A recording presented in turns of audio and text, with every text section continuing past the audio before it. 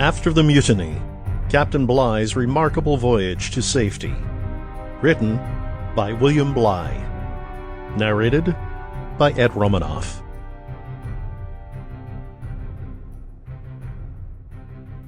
At the island Huaheine, a friend of Omai visits the ship.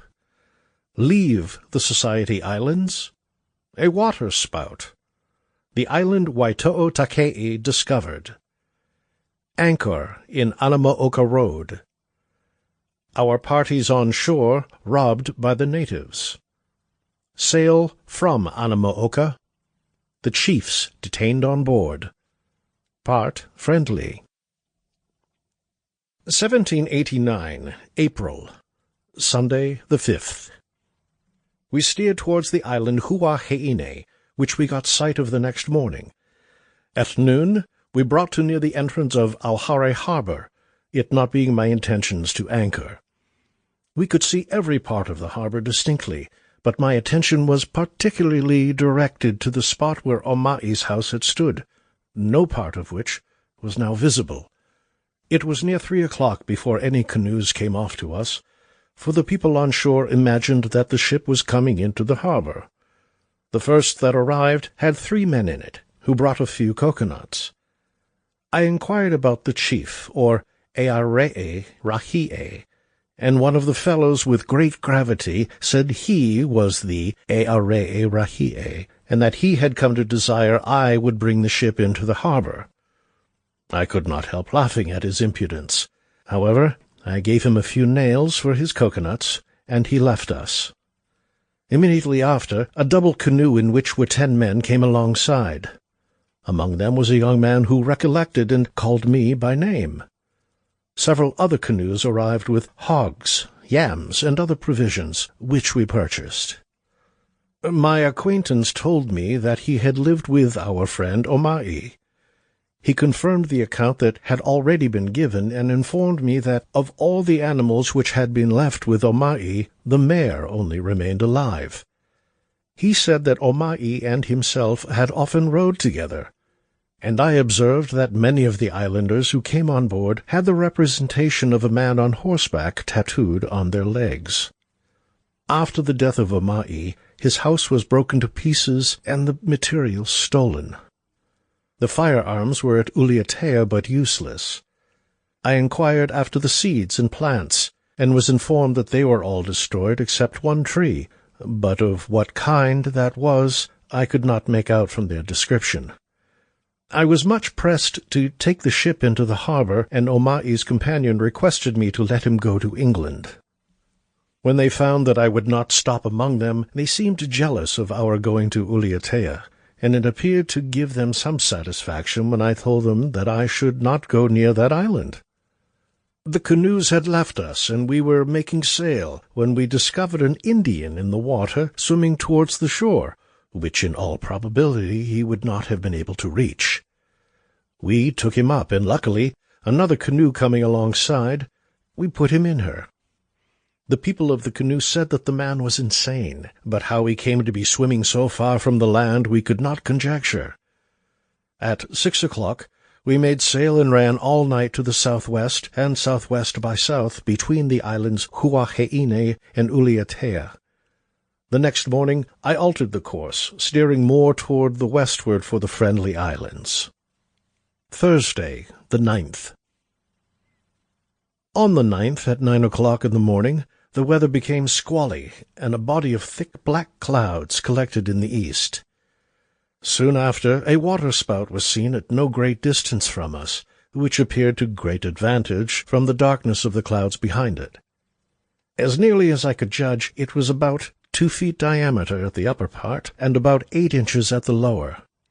I had scarce made these remarks when I observed that it was advancing rapidly towards the ship.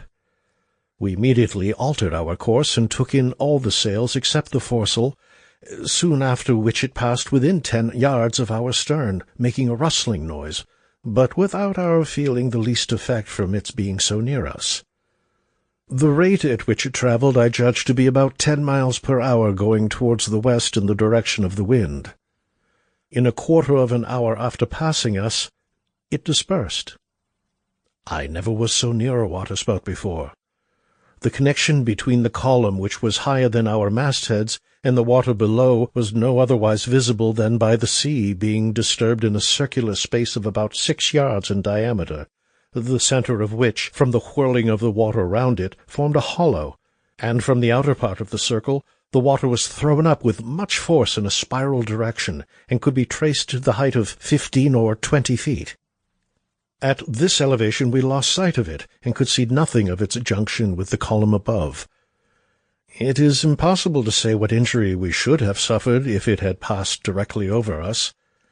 Masts, I imagine, might have been carried away, but I do not apprehend it would have endangered the loss of a ship. Saturday, the 11th. As we sailed very near the track made in former voyages, I had very little reason to expect that we should at this time make any new discovery. Nevertheless, on the 11th at daylight, land was seen to the south-southwest at about 5 leagues distance, which appeared to be an island of moderate height. On the north part was a round hill. The northwest part was highest and steep. The southeast part sloped off to a low point. The wind had been westerly since the preceding noon, and at the time we saw the land, the ship was standing to the northwest. At 6 we tacked to the southward, and as we advanced in that direction discovered a number of low keys, of which at noon we counted 9. They were all covered with trees. The large island first seen had a most fruitful appearance, its shore being bordered with flat land on which grew innumerable coconut and other trees, and the higher grounds beautifully interspersed with lawns. The wind being light and unfavourable, we endeavoured all day, but without success, to get near the land. In the night we had a heavy squall, which obliged us to clew up all our sails, and soon after it fell calm. Sunday, the 12th. The winds were light and variable all day with calms. At 2 in the afternoon we were within 3 miles of the southernmost key, and could see a number of people within the reefs. Shortly after, a canoe, in which were 4 men, paddled off to us and came alongside without showing any signs of apprehension or surprise. I gave them a few beads, and they came into the ship. One man, who seemed to have an ascendancy over the others, looked about the ship with some appearance of curiosity, but none of them would venture to go below. They asked for some boiled fresh pork, which they saw in a bowl belonging to one of the seamen, and it was given them to eat with boiled plantains. Being told that I was the Earee, or chief of the ship, the principal person came and joined noses with me, and presented to me a large mother-of-pearl shell, which hung with plaited hair around his neck. This he fastened round my neck with signs of great satisfaction. They spoke the same language as at Otaheite, with very little variation as far as I could judge. In a small vocabulary that I made whilst conversing with these men, only 4 words out of 24 differed from the Otaheite. The name of the large island, they told me, was Waito'o-Takei, and the Earee was called Lomakaya. They said that there were no hogs, dogs, or goats upon the island, nor had they yams or taro, but that plantains, coconuts, fowls, breadfruit, and aves were there in great abundance. Notwithstanding they said that no hogs were on the island, it was evident they had seen such animals, for they called them by the same name as is given to them at Otaheite, which made me suspect that they were deceiving me. However, I ordered a young boar and sow to be put into their canoe with some yams and taro, as we could afford to part with some of these articles. I also gave to each of them a knife, a small adze, some nails, beads, and a looking-glass. The latter they examined with great curiosity, but with the ironwork they appeared to be acquainted, calling it auree, which is the common name for iron among the islands where it is known. As they were preparing to leave us, the chief of the canoe took possession of everything that I had given to the others. One of them showed some signs of dissatisfaction, but after a little altercation they joined noses and were reconciled. I now thought that they were going to leave the ship, but only 2 of them went into the canoe, the other 2 purposing to stay all night with us, and to have the canoe return for them in the morning. I would have treated their confidence with the regard it merited, but it was impossible to say how far the ship might be driven from the island in the night. This I explained to them, and they reluctantly consented to leave us. They were very solicitous that somebody from the ship should go on shore with them, and just before they quitted us, they gave me a wooden spear, which was the only thing, the paddles excepted, that they had brought with them in the canoe. It was a common longstaff pointed with the toa wood. The island of Waito'o-Takei is about 10 miles in circuit. Its latitude from 18 degrees 50 minutes to 18 degrees 54 minutes south, and longitude 200 degrees 19 minutes east. A group of small keys, 8 in number, lie to the southeast, 4 or 5 miles distant from Waito'o-Takei, and a single one to the west-southwest. The southernmost of the group is in latitude 18 degrees 58 minutes south. Variation of the compass, 8 degrees 14 minutes east. The people that came off to us did not differ in appearance from the natives of Hervey's Islands, seen in Captain Cook's last voyage, though much more friendly and inoffensive in their manners. They were tattooed across the arms and legs, but not on the loins or posteriors, like the people of Otaheite. From their knowledge of iron, they have doubtless communication with Hervey's Islands, which are not more than 18 leagues distant from them. In the night, a breeze sprang up from the south, and we continued our course to the westward. Saturday, the 18th. On the 18th at sunset, we saw Savage Island, and in the night passed by to the southward of it. Tuesday, the 21st. At 11 o'clock in the forenoon of the 21st, we saw the island Ka'au from the masthead, bearing northwest by west 3/4 west. This island is a high mountain with a sharp pointed top, and is the northwesternmost of all the Friendly Islands. At noon we saw it very distinctly from the deck, it being then 19 leagues distant from us. Thursday, the 23rd. The wind being to the southward, we could not fetch Anamooka, at which island I intended to stop, before the evening of the 23rd. When we anchored in the road in 23 fathoms, the extremes of Anamooka bearing east by north and south by east, our distance from shore being 1/2 a league. In the middle of the day, a canoe had come off to us from the island Mango, in which was a chief named Lataomi Lange, who dined with me. Immediately on our anchoring, several canoes came alongside with yams and coconuts, but none of the natives offered to come on board without first asking permission. As yet, I had seen no person with whom I could recollect to have been formally acquainted. I made inquiries after some of our old friends, particularly the chiefs, but I found myself not sufficiently master of the language to obtain the information I wanted. Friday, the 24th. Our station being inconvenient for watering at daylight, we weighed, and worked more toward the eastward, where we anchored in 21 fathoms, the extremes of Anamooka bearing north 85 degrees east and south 33 degrees west. The Sandy Bay south 73 degrees east.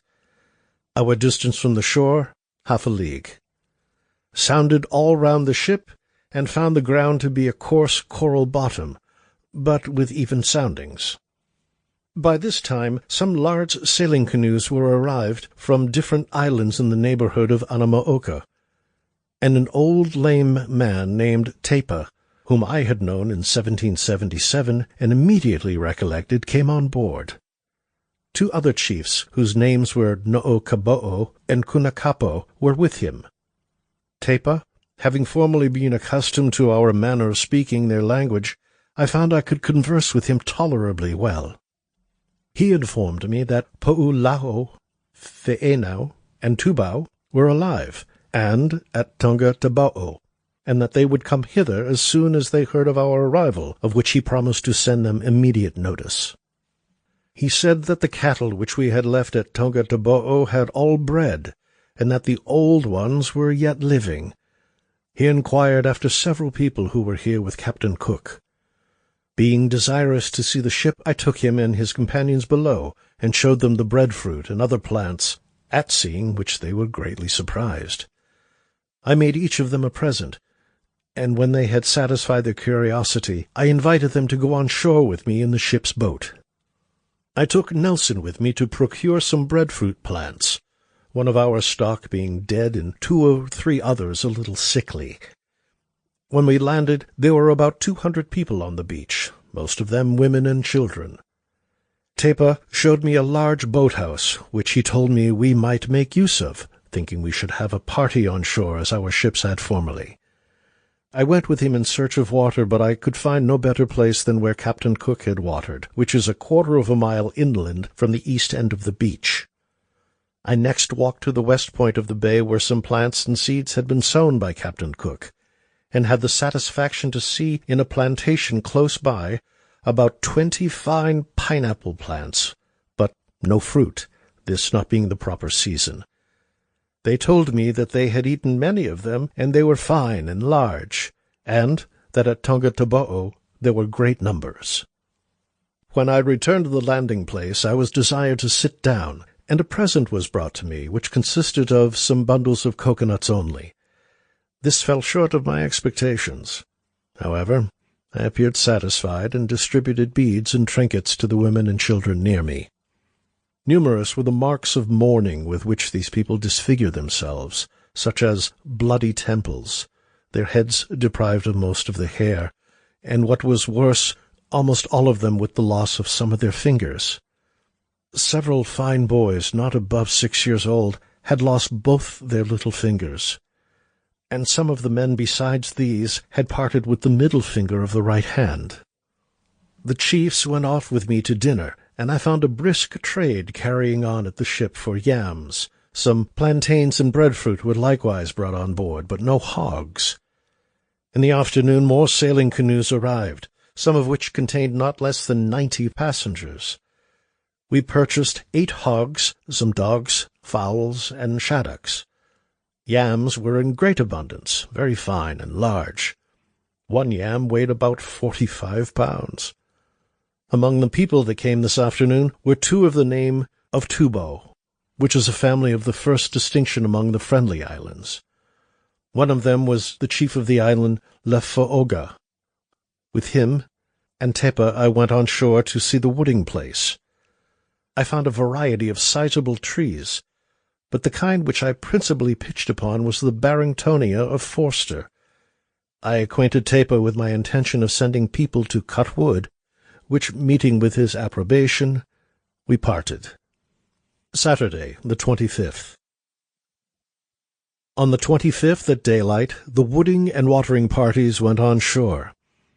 I had directed them not to cut the kind of tree which, when Captain Cook wooded here in 1777, blinded for a time many of the woodcutters. They had not been an hour on shore before one man had an axe stolen from him, and another an adze. Tepa was applied to, who got the axe restored, but the adze was not recovered. In the evening we completed wooding. Sunday, the 26th. In the morning Nelson went on shore to get a few plants, but no principal chief being among the people, he was insulted, and a spade taken from him. A boat's grapnel was likewise stolen from the watering party. Tepa recovered the spade for us, but the crowd of natives was become so great by the number of canoes that had arrived from different islands that it was impossible to do anything where there was such a multitude of people without a chief of sufficient authority to command the whole. I therefore ordered the watering party to go on board, and determined to sail, for I could not discover that any canoe had been sent to acquaint the chiefs of Tonga-Tabao of our being here. For some time after the thefts were committed, the chiefs kept away, but before noon they came on board. At noon we unmoored, and at 1 o'clock got under sail. The 2 Tubos, Kunakapo, Lataomilange, and another chief were on board, and I acquainted them that unless the grapnel was returned, they must remain in the ship. They were surprised and not a little alarmed. Canoes were not immediately dispatched after the grapnel, which I was informed could not possibly be brought to the ship before the next day, as those who had stolen it immediately sailed with their prize to another island. Nevertheless, I detained them till sunset, when their uneasiness and impatience increased to such a degree that they began to beat themselves about the face and eyes, and some of them cried bitterly. As this distress was more than the grapnel was worth, and I had no reason to imagine that they were privy to or in any manner concerned in the theft, I could not think of detaining them longer, and called their canoes alongside. I then told them they were at liberty to go, and made each of them a present of a hatchet, a saw, with some knives, gimlets, and nails. This unexpected present and the sudden change in their situation affected them not less with joy than they had before been with apprehension. They were unbounded in their acknowledgments, and I have little doubt that we parted better friends than if the affair had never happened. We stood to the northward all night with light winds. Monday, the 27th. And on the next day, the 27th at noon, we were between the islands Tofoa and Kato'o. Latitude observed 19 degrees 18 minutes south. Thus far, the voyage had advanced in a course of uninterrupted prosperity, and had been attended with many circumstances equally pleasing and satisfactory. A very different scene was now to be experienced. A conspiracy had been formed, which was to render all our past labor productive only of extreme misery and distress. The means had been concerted and prepared with so much secrecy and circumspection that no one circumstance appeared to occasion the smallest suspicion of the impending calamity.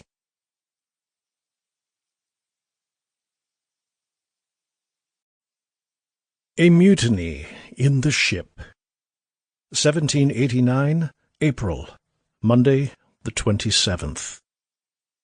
We kept near the island Kato'o all the afternoon in hopes that some canoes would come off to the ship, but in this I was disappointed.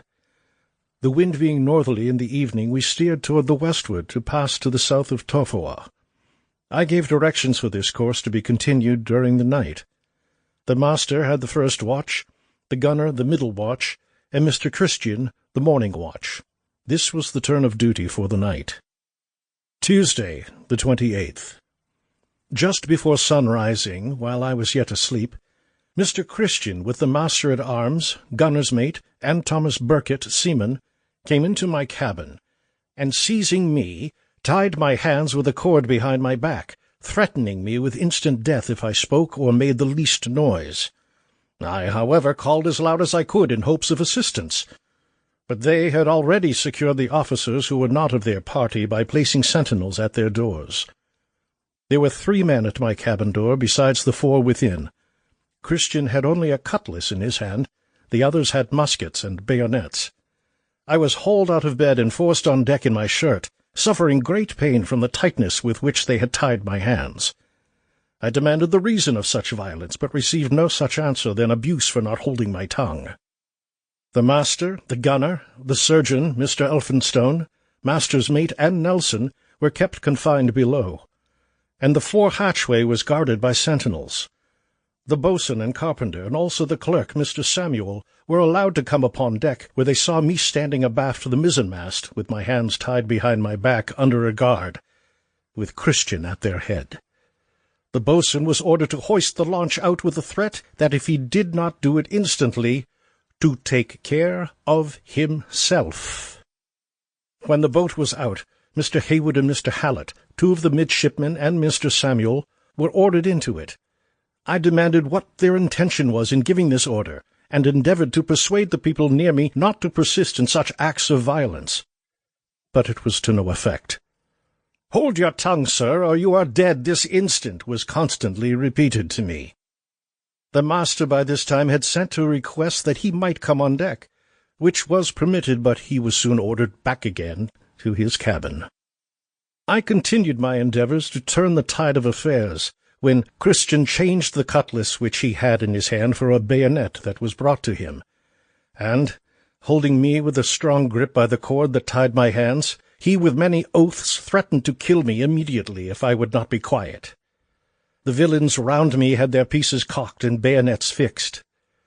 Particular people were called on to go into the boat and were hurried over the side, whence I concluded that with these people I was to be set adrift. I therefore made another effort to bring about a change, but with no other effect than to be threatened with having my brains blown out. The boatswain and seamen who were to go in the boat were allowed to collect twine, canvas, lines, sails, cordage, an 28-gallon cask of water, and Mr. Samuel got 150 pounds of bread, with a small quantity of rum and wine, also a quadrant and compass.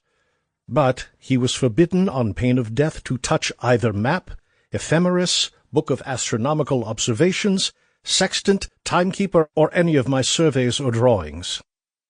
The mutineers, having forced those of the seamen whom they meant to get rid of into the boat, Christian directed a dram to be served to each of his own crew. I then unhappily saw that nothing could be done to effect the recovery of the ship. There was no one to assist me, and every endeavour on my part was answered with threats of death. The officers were next called upon deck and forced over the side into the boat, while I was kept apart from everyone, abaft the mizzenmast. Christian, armed with a bayonet, holding me by the bandage that secured my hands. The guard round me had their pieces cocked, but on my daring the ungrateful wretches to fire, they uncocked them. Isaac Martin, one of the guard over me, I saw had an inclination to assist me, and as he fed me with shaddock, my lips being quite parched, we explained our wishes to each other by our looks. But this being observed, Martin was removed from me. He then attempted to leave the ship, for which purpose he got into the boat, but with many threats they obliged him to return. The armourer, Joseph Coleman, and two of the carpenters, Mackintosh and Norman, were also kept contrary to their inclination, and they begged of me, after I was astern in the boat, to remember that they declared they had no hand in the transaction. Michael Byrne, I am told, likewise wanted to leave the ship. It is of no moment for me to recount my endeavours to bring back the offenders to a sense of their duty. All I could do was by speaking to them in general, but it was to no purpose, for I was kept securely bound, and no one except the guard suffered to come near me. To Mr. Samuel I am indebted for securing my journals and commission with some material ship papers. Without these I had nothing to certify what I had done, and my honour and character might have been suspected without my possessing a proper document to have defended them. All this he did with great resolution, though guarded and strictly watched. He attempted to save the timekeeper, and a box with my surveys, drawings, and remarks for 15 years past, which were numerous, when he was hurried away with, "Damn your eyes, you are well off to get what you have." It appeared to me that Christian was some time in doubt whether he should keep the carpenter or his mates. At length he determined on the latter, and the carpenter was ordered into the boat. He was permitted, but not without some opposition, to take his tool-chest. Much altercation took place among the mutinous crew during this whole business. Some swore, "I'll be damned if he does not find his way home, if he gets anything with him," meaning me. And when the carpenter's chest was carrying away, "Damn my eyes, he will have a vessel built in a month," while others laughed at the helpless situation of the boat, being very deep and so little room for those who were in her. As for Christian, he seemed as if meditating destruction on himself and everyone else. I asked for arms, but they laughed at me, and said I was well acquainted with the people among whom I was going, and therefore did not want them. 4 cutlasses, however, were thrown into the boat after we were veered astern. The officers and men being in the boat, they only waited for me, of which the master-at-arms informed Christian, who then said, "Come, Captain Bligh, your officers and men are now in the boat, and you must go with them. If you attempt to make the least resistance, you will instantly be put to death." And, without further ceremony, with a tribe of armed ruffians about me, I was forced over the side where they untied my hands. Being in the boat, we were veered astern by a rope. A few pieces of pork were thrown to us, and some clothes, also the cutlasses I have already mentioned. And it was then that the armourer and carpenters called out to me to remember that they had no hand in the transaction. After having undergone a great deal of ridicule and being kept some time to make sport for these unfeeling wretches, we were at length cast adrift in the open ocean. I had with me in the boat the following persons: John Fryer, master; Thomas Ledward, acting surgeon; David Nelson, botanist; William Peckover, gunner; William Cole, boatswain; William Purcell, carpenter; William Elphinston, master's mate; Thomas Hayward, John Hallett, midshipman; John Norton, Peter Linkletter, quartermasters; Lawrence Lebogue, sailmaker; John Smith, Thomas Hall, cooks; George Simpson, quartermaster's mate; Robert Tinkler, a boy; Robert Lamb, butcher; Mr. Samuel, clerk. There remained on board the Bounty Fletcher Christian, master's mate; Peter Heywood, Edward Young, George Stewart, midshipmen; Charles Churchill, master-at-arms; John Mills, gunner's mate; James Morrison, boatswain's mate; Thomas Burkitt, Matthew Quintal, John Sumner, John Millward, William McCoy, Henry Hilbrandt, Michael Byrne, William Musprat, Alexander Smith, John Williams, Thomas Ellison, Isaac Martin, Richard Skinner, Matthew Thompson, able seaman; William Brown, gardener; Joseph Coleman, armourer; Charles Norman, carpenter's mate; Thomas McIntosh, carpenter's crew. In all, 25 hands, and the most able men of the ship's company. Having little or no wind, we rowed pretty fast toward Tofoa, which bore northeast about 10 leagues from us. While the ship was in sight, she steered to the west-northwest, but I considered this only as a feint. For when we were sent away, "Huzzah for Otaheite" was frequently heard among the mutineers.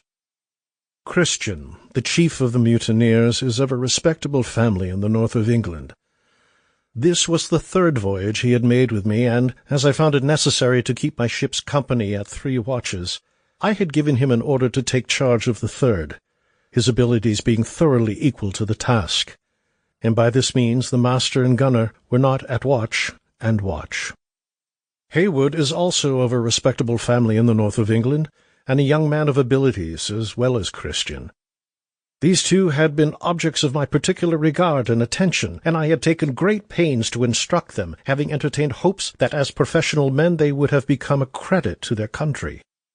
Young was well recommended, and had the look of an able stout seaman. He, however, fell short of what his appearance promised. Stewart was a young man of creditable parents in the Orkneys, at which place, on the return of the Resolution from the South Seas in 1780, we received so many civilities that on that account I should only gladly have taken him with me. But, independent of this recommendation, he was a seaman, and had always borne a good character. Notwithstanding the roughness with which I was treated at the remembrance of past kindnesses produced some signs of remorse in Christian. When they were forcing me out of the ship, I asked him if this treatment was a proper return for the many instances he had received of my friendship. He appeared disturbed at my question, and answered with much emotion, "That, Captain Bligh, that is the thing. I am in hell. I am in hell." As soon as I had time to reflect, I felt an inward satisfaction which prevented any depression of my spirits. Conscious of my integrity and anxious solicitude for the good of the service in which I had been engaged, I found my mind wonderfully supported, and I began to conceive hopes, notwithstanding so heavy a calamity, that I should one day be able to account to my king and my country for the misfortune. A few hours before, my situation had been peculiarly flattering. I had a ship in the most perfect order, and well stored with every necessary both for service and health. By early attention to those particulars, I had as much as lay in my power provided against any accident in case I could not get through Endeavour Straits, as well as against what might befall me in them. Add to this the plants that had been successfully preserved in the most flourishing state, so that upon the whole the voyage was 2/3 completed, and the remaining part to all appearance in a very promising way. Every person on board being in perfect health, to establish which was ever amongst the principal objects of my attention. It will very naturally be asked what could be the reason for such a revolt, in answer to which I can only conjecture that the mutineers had flattered themselves with the hopes of a more happy life among the Otaheitians than they could possibly enjoy in England. And this, joined to some female connections, most probably occasioned the whole transaction. The women at Otaheite are handsome, mild, and cheerful in their manners and conversation, possessed of great sensibility, and have sufficient delicacy to make them admired and beloved. The chiefs were so much attached to our people that they rather encouraged their stay among them than otherwise, and even made them promises of large possessions. Under these and many other attendant circumstances equally desirable, it is now perhaps not so much to be wondered at, though scarcely possible to have been foreseen, that a set of sailors, most of them void of connections, should be led away, especially when, in addition to such powerful inducements, they imagined it in their power to fix themselves in the midst of plenty on one of the finest islands in the world, where they need not labor, and where the allurements of dissipation are beyond anything that can be conceived. The utmost, however, that any commander could have supposed to have happened is that some of the people would have been tempted to desert. But if it should be asserted that a commander is to guard an act of mutiny and piracy in his own ship more than by the common rules of service, it is as much to say that he must sleep locked up, and when awake be girded with pistols. Desertions have happened more or less from most of the ships that have been at the Society Islands. But it has always been in the commander's power to make the chiefs return their people. The knowledge, therefore, that it was unsafe to desert perhaps first led mine to consider with what ease so small a ship might be surprised, and that so favourable an opportunity would never offer to them again. The secrecy of this mutiny is beyond all conception. 13 of the party who were with me had always lived forward among these seamen, yet neither they nor the messmates of Christian, Stewart, Hayward, and Young had ever observed any circumstance that made them in the least suspect what was going on. To such a close-planned act of villainy, my mind being entirely free from any suspicion, it is not wonderful that I fell a sacrifice. Perhaps, if there had been marines on board, a sentinel at my cabin door might have prevented it, for I slept with the door always open, that the officer of the watch might have access to me on all occasions, the possibility of such a conspiracy being ever the farthest from my thoughts. Had their mutiny been occasioned by any grievances, either real or imaginary, I must have discovered symptoms of their discontent, which would have put me on my guard.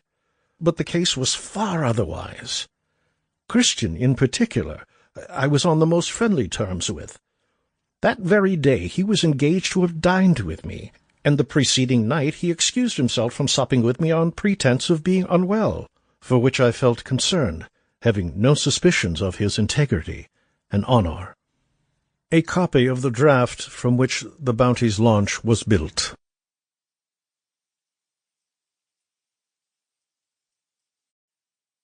Proceed in the launch to the island Tofoa.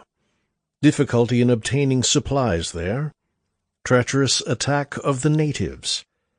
Escape to sea and bear away for New Holland. 1789, April. My first determination was to seek a supply of breadfruit and water at Tofua, and afterwards to sail for Tongataboo, and there risk a solicitation to Po'ulaho the king to equip our boat and grant us a supply of water and provisions, so as to enable us to reach the East Indies. The quantity of provisions I found in the boat was 150 pounds of bread, 16 pieces of pork, each piece weighing 2 pounds, 6 quarts of rum, 6 bottles of wine, with 28 gallons of water, and 4 empty barricos. Fortunately, it was calm all the afternoon till about 4 o'clock, when we were so far to windward that, with a moderate easterly breeze which sprung up, we were able to sail. It was nevertheless dark when we got to Tofua, where I expected to land, but the shore proved to be so steep and rocky that we were obliged to give up all thoughts of it and keep the boat under the lee of the island with 2 oars, for there was no anchorage. Having fixed on this mode of proceeding for the night, I served to every person half a pint of grog, and each took to his rest as well as our unhappy situation would allow. Wednesday, the 29th. In the morning at dawn of day, we rowed along shore in search of a landing place, and about 10 o'clock we discovered a cove with a stony beach at the northwest part of the island, where I dropped the grapnel within 20 yards of the rocks. A great surf ran on the shore, but as I was unwilling to diminish our stock of provisions, I landed Mr. Samuel and some others who climbed the cliffs and got into the country to search for supplies. The rest of us remained at the cove, not discovering any other way into the country than that by which Mr. Samuel had proceeded. It was great consolation to me to find that the spirits of my people did not sink, notwithstanding our miserable and almost hopeless situation.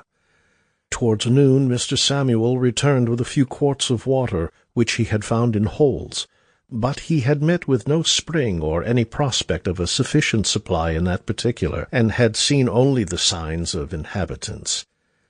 As it was uncertain what might be our future necessities, I only issued a morsel of bread and a glass of wine to each person for dinner. I observed the latitude of this cove to be 19 degrees 41 minutes south. This is the northwest part of Tofua, the northwesternmost of the Friendly Islands. The weather was fair, but the wind blew so strong from the east-southeast that we could not venture to sea. Our detention made it absolutely necessary to endeavor to obtain something towards our support, for I determined, if possible, to keep our first stock entire. We therefore weighed and rowed along shore to see if anything could be got, and at last discovered some coconut trees, but they were on the top of high precipices, and the surf made it dangerous landing. Both one and the other we, however, got the better of. Some of the people with much difficulty climbed the cliffs and got about 20 coconuts. The others flung them to ropes, by which we hauled them through the surf into the boat. This was all that could be done here, and, as I found no place so safe as the one we had left to spend the night at, I returned to the cove, and having served a coconut to each person, we went to rest again in the boat. Thursday, the 30th. At daylight we attempted to put to sea, but the wind and weather proved so bad that I was glad to return to our former station where, after issuing a morsel of bread and a spoonful of rum to each person, we landed, and I went off with Mr. Nelson, Mr. Samuel, and some others into the country, having hauled ourselves up the precipice by long vines which were fixed there by the natives for that purpose, this being the only way into the country. We found a few deserted huts and a small plantain walk but little taken care of, from which we could only collect 3 small bunches of plantains. After passing this place, we came to a deep gully that led towards a mountain near a volcano, and, as I conceived that in the rainy season very great torrents of water must pass through it, we hoped to find sufficient for our use remaining in some holes of the rocks. But after all our search, the whole that we collected was only 9 gallons. We advanced within 2 miles of the foot of the highest mountain in the island, on which is the volcano that is almost constantly burning. The country near it is covered with lava and has a most dreary appearance. As we had not been fortunate in our discoveries, and saw nothing to alleviate our distresses except the plantains and water above mentioned, we returned to the boat, exceedingly fatigued and faint. When I came to the precipice whence we were to descend into the cove, I was seized with such a dizziness in my head that I thought it scarce possible to effect it. However, by the assistance of Nelson and others, they at last got me down in a weak condition. Every person being returned by noon, I gave about an ounce of pork and 2 plantains to each, with half a glass of wine. I again observed the latitude of this place, 19 degrees 41 minutes south. The people who remained by the boat I had directed to look for fish or what they could pick up about the rocks, but nothing eatable could be found. So that upon the whole we considered ourselves on as miserable a spot of land as could well be imagined. I could not say positively from the former knowledge I had of this island whether it was inhabited or not, but I knew it was considered inferior to the other islands, and I was not certain but that the Indians only resorted to it at particular times. I was very anxious to ascertain this point, for, in case there had been only a few people here, and those could have furnished us with but very moderate supplies, the remaining in this spot to have made preparations for our voyage would have been preferable to the risk of going amongst multitudes, where perhaps we might lose everything.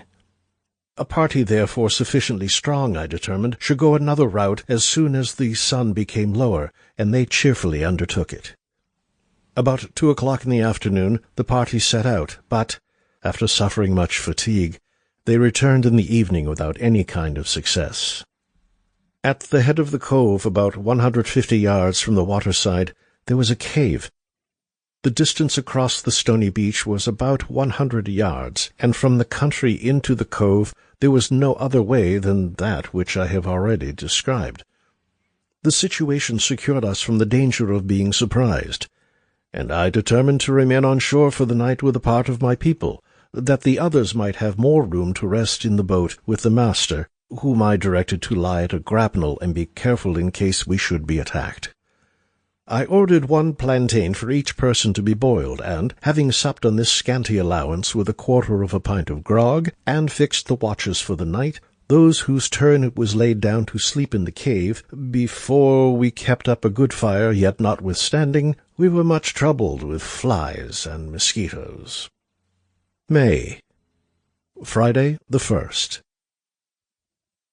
At dawn of day the party set out again in a different route to see what they could find, in the course of which they suffered greatly for want of water.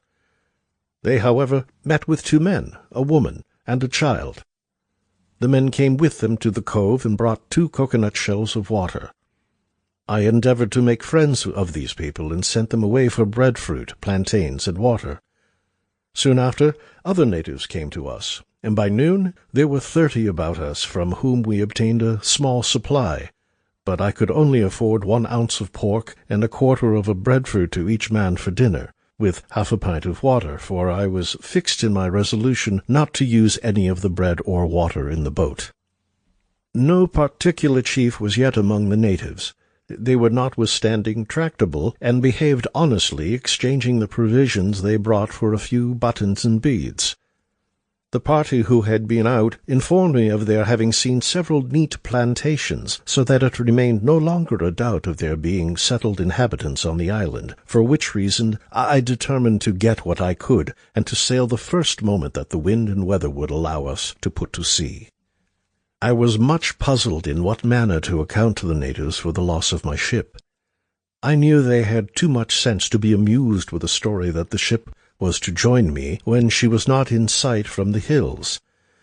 I was at first doubtful whether I should tell the real fact, or say that the ship had overset and sunk, and that we only were saved. The latter appeared to be the most proper and advantageous for us, and I accordingly instructed my people that we might all agree in one story. As I expected, enquiries were made about the ship, and they seemed readily satisfied with our account. but there did not appear the least symptom of joy or sorrow in their faces, although I fancied I discovered some masks of surprise. Some of the natives were coming and going the whole afternoon, and we got enough of breadfruit, plantains, and coconuts for another day. But of water they only brought us about 5 pints. A canoe also came in with 4 men, and brought a few coconuts and breadfruit, which I bought as I had done the rest. Nails were much inquired after, but I would not suffer any to be shown, as they were wanted for the use of the boat.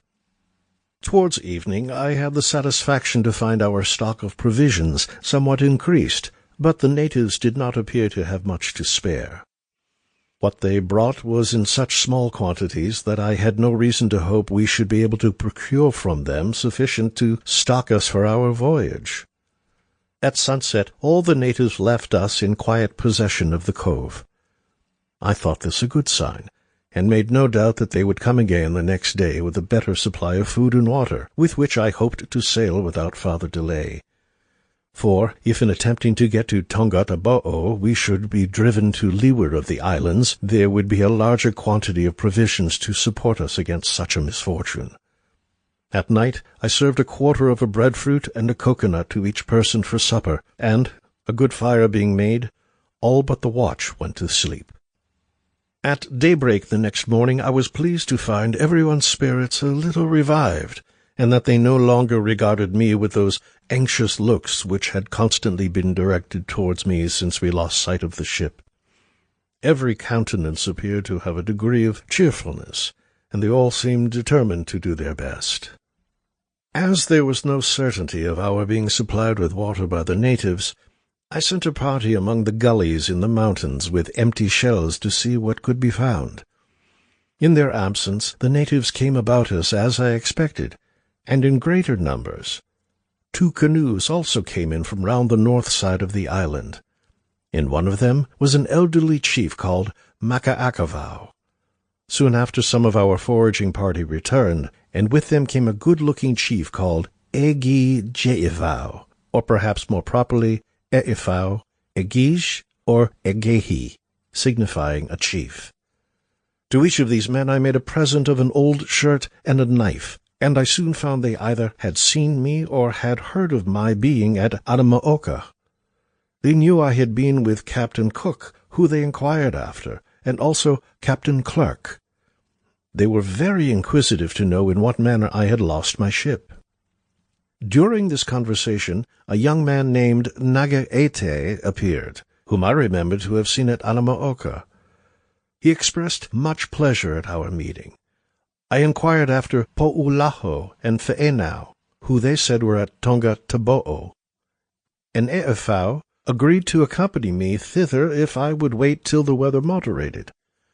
The readiness and affability of this man gave me much satisfaction. This, however, was but of short duration, for the natives began to increase in number, and I observed some symptoms of a design against us. Soon after they attempted to haul the boat on shore, on which I brandished my cutlass in a threatening manner and spoke to Eifau to desire them to desist, which they did, and everything became quiet again. My people, who had been in the mountains now, returned with about 3 gallons of water. I kept buying up the little breadfruit that was brought to us, and likewise some spears to arm my men with, having only 4 cutlasses, 2 of which were in the boat. As we had no means of improving our situation, I told our people I would wait till sunset, by which time perhaps something might happen in our favor. For if we attempted to go at present, we must fight our way through, which we could do more advantageously at night, and that in the meantime we would endeavor to get off the boat what we had bought. The beach was lined with natives, and we heard nothing but the knocking of stones together, which they had in each hand. I knew very well this was the sign of an attack. At noon I served a coconut and a breadfruit to each person for dinner, and gave some to the chiefs, with whom I continued to appear intimate and friendly. They frequently importuned me to sit down, but I as constantly refused, for it occurred both to Nelson and myself that they intended to seize hold of me if I gave them such an opportunity. Keeping therefore constantly on guard, we were suffered to eat our uncomfortable meal in some quietness. After dinner, we began by little and little to get our things into the boat, which was a troublesome business on account of the surf. I carefully watched the motions of the natives, who continued to increase in number, and found that, instead of their intention being to leave us, fires were made, and places fixed on for their stay during the night. Consultations were also held among them, and everything assured me we should be attacked. I sent orders to the master that when he saw us coming down, he should keep the boat close to the shore, that we might the more readily embark. I had my journal on shore with me, writing the occurrences in the cave, and in sending it down to the boat, it was nearly snatched away but for the timely assistance of the gunner. The sun was near setting when I gave the word, on which every person who was on shore with me boldly took up his proportion of things and carried them to the boat. The chiefs asked me if I would not stay with them all night. I said, "No, I never sleep out of my boat, but in the morning we will again trade with you, and I shall remain till the weather is moderate, that we may go, as we have agreed, to see Poulaho at Tongataboo." Makakavau then got up and said, "You will not sleep on shore?" Then, "Mati," which directly signifies, "We will kill you." And he left me. The onset was now preparing. Every one, as I have described before, kept knocking stones together, and Eefau quitted me. All but 2 or 3 things were in the boat, when I took Nagaete by the hand, and we walked down the beach, every one in a silent kind of horror. While I was seeing the people embark, Nagaete wanted me to stay to speak to Eefau, but I found he was encouraging them to the attack, and it was my determination, if they had then begun, to have killed him for his treacherous behavior. I ordered the carpenter not to quit me till the other people were in the boat. Nagaete, finding I would not stay, loosed himself from my hold and went off, and we all got into the boat except one man who, while I was getting on board, quitted it and ran up the beach to cast the stern fast off, notwithstanding the master and others calling him to return while they were hauling me out of the water. I was no sooner in the boat than the attack began by about 200 men. The unfortunate poor man who had run up the beach was knocked down, and the stones flew like a shower of shot. Many Indians got hold of the stern rope, and were near hauling the boat on shore, which they would certainly have effected if I had not had a knife in my pocket, with which I cut the rope. We then hauled off to the grapnel, everyone being more or less hurt. At this time I saw 5 of the natives about the poor man they had killed, and 2 of them were beating him about the head with stones in their hands. We had no time to reflect, for, to my surprise, they filled their canoes with stones, and 12 men came off after us to renew the attack, which they did so effectually as nearly to disable us all. Our grapnel was foul, but Providence here assisted us. The fluke broke, and we got to our oars and pulled to sea. They, however, could paddle round us, so that we were obliged to sustain the attack without being able to return it, except with such stones as lodged in the boat, and in this I found we were very inferior to them. We could not close because our boat was lumbered and heavy, of which they knew how to take advantage. I therefore adopted the expedient of throwing overboard some clothes, which, as I expected, they stopped to pick up, and as it was by this time almost dark, they gave over the attack and returned towards the shore, leaving us to reflect on our unhappy situation. The poor man killed by the natives was John Norton. This was his second voyage with me as a quartermaster, and his worthy character made me lament his loss very much. He has left an aged parent, I am told, whom he supported. I once before sustained an attack of similar nature with a smaller number of Europeans against a multitude of Indians. It was after the death of Captain Cook on the Morai at Oahehe, where I was left by Lieutenant King. Notwithstanding this experience, I had not an idea that the power of a man's arm could throw stones from 2 to 8 pounds weight with such force and exactness as these people did.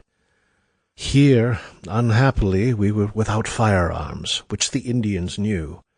and it was a fortunate circumstance that they did not begin to attack us in the cave, for in that case our destruction must have been inevitable, and we should have had nothing left for it but to sell our lives as dearly as we could, in which I found everyone cheerfully disposed to concur.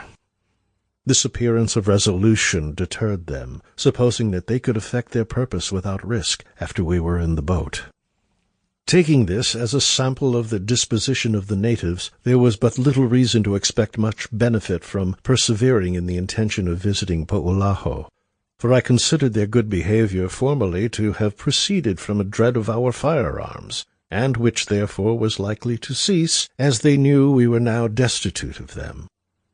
And even supposing our lives not in danger, the boat and everything we had would most probably be taken from us, and thereby all hopes precluded of ever being able to return to our native country. We set our sails and steered along shore by the west side of the island Tofua, the wind blowing fresh from the eastward. My mind was employed in considering what was best to be done when I was solicited by all hands to take them towards home, and when I told them that no hopes of relief for us remained, except for what might be found at New Holland, till I came to Timor, a distance of full 1,200 leagues, where there was a Dutch settlement, but in what part of the island I knew not. They all agreed to live on 1 ounce of bread and 1/4 of a pint of water per day. Therefore, after examining our stock of provisions and recommending to them in the most solemn manner not to depart from their promise, we bore away across a sea where the navigation is but little known, in a small boat 23 feet long from stem to stern, deep laden with 18 men.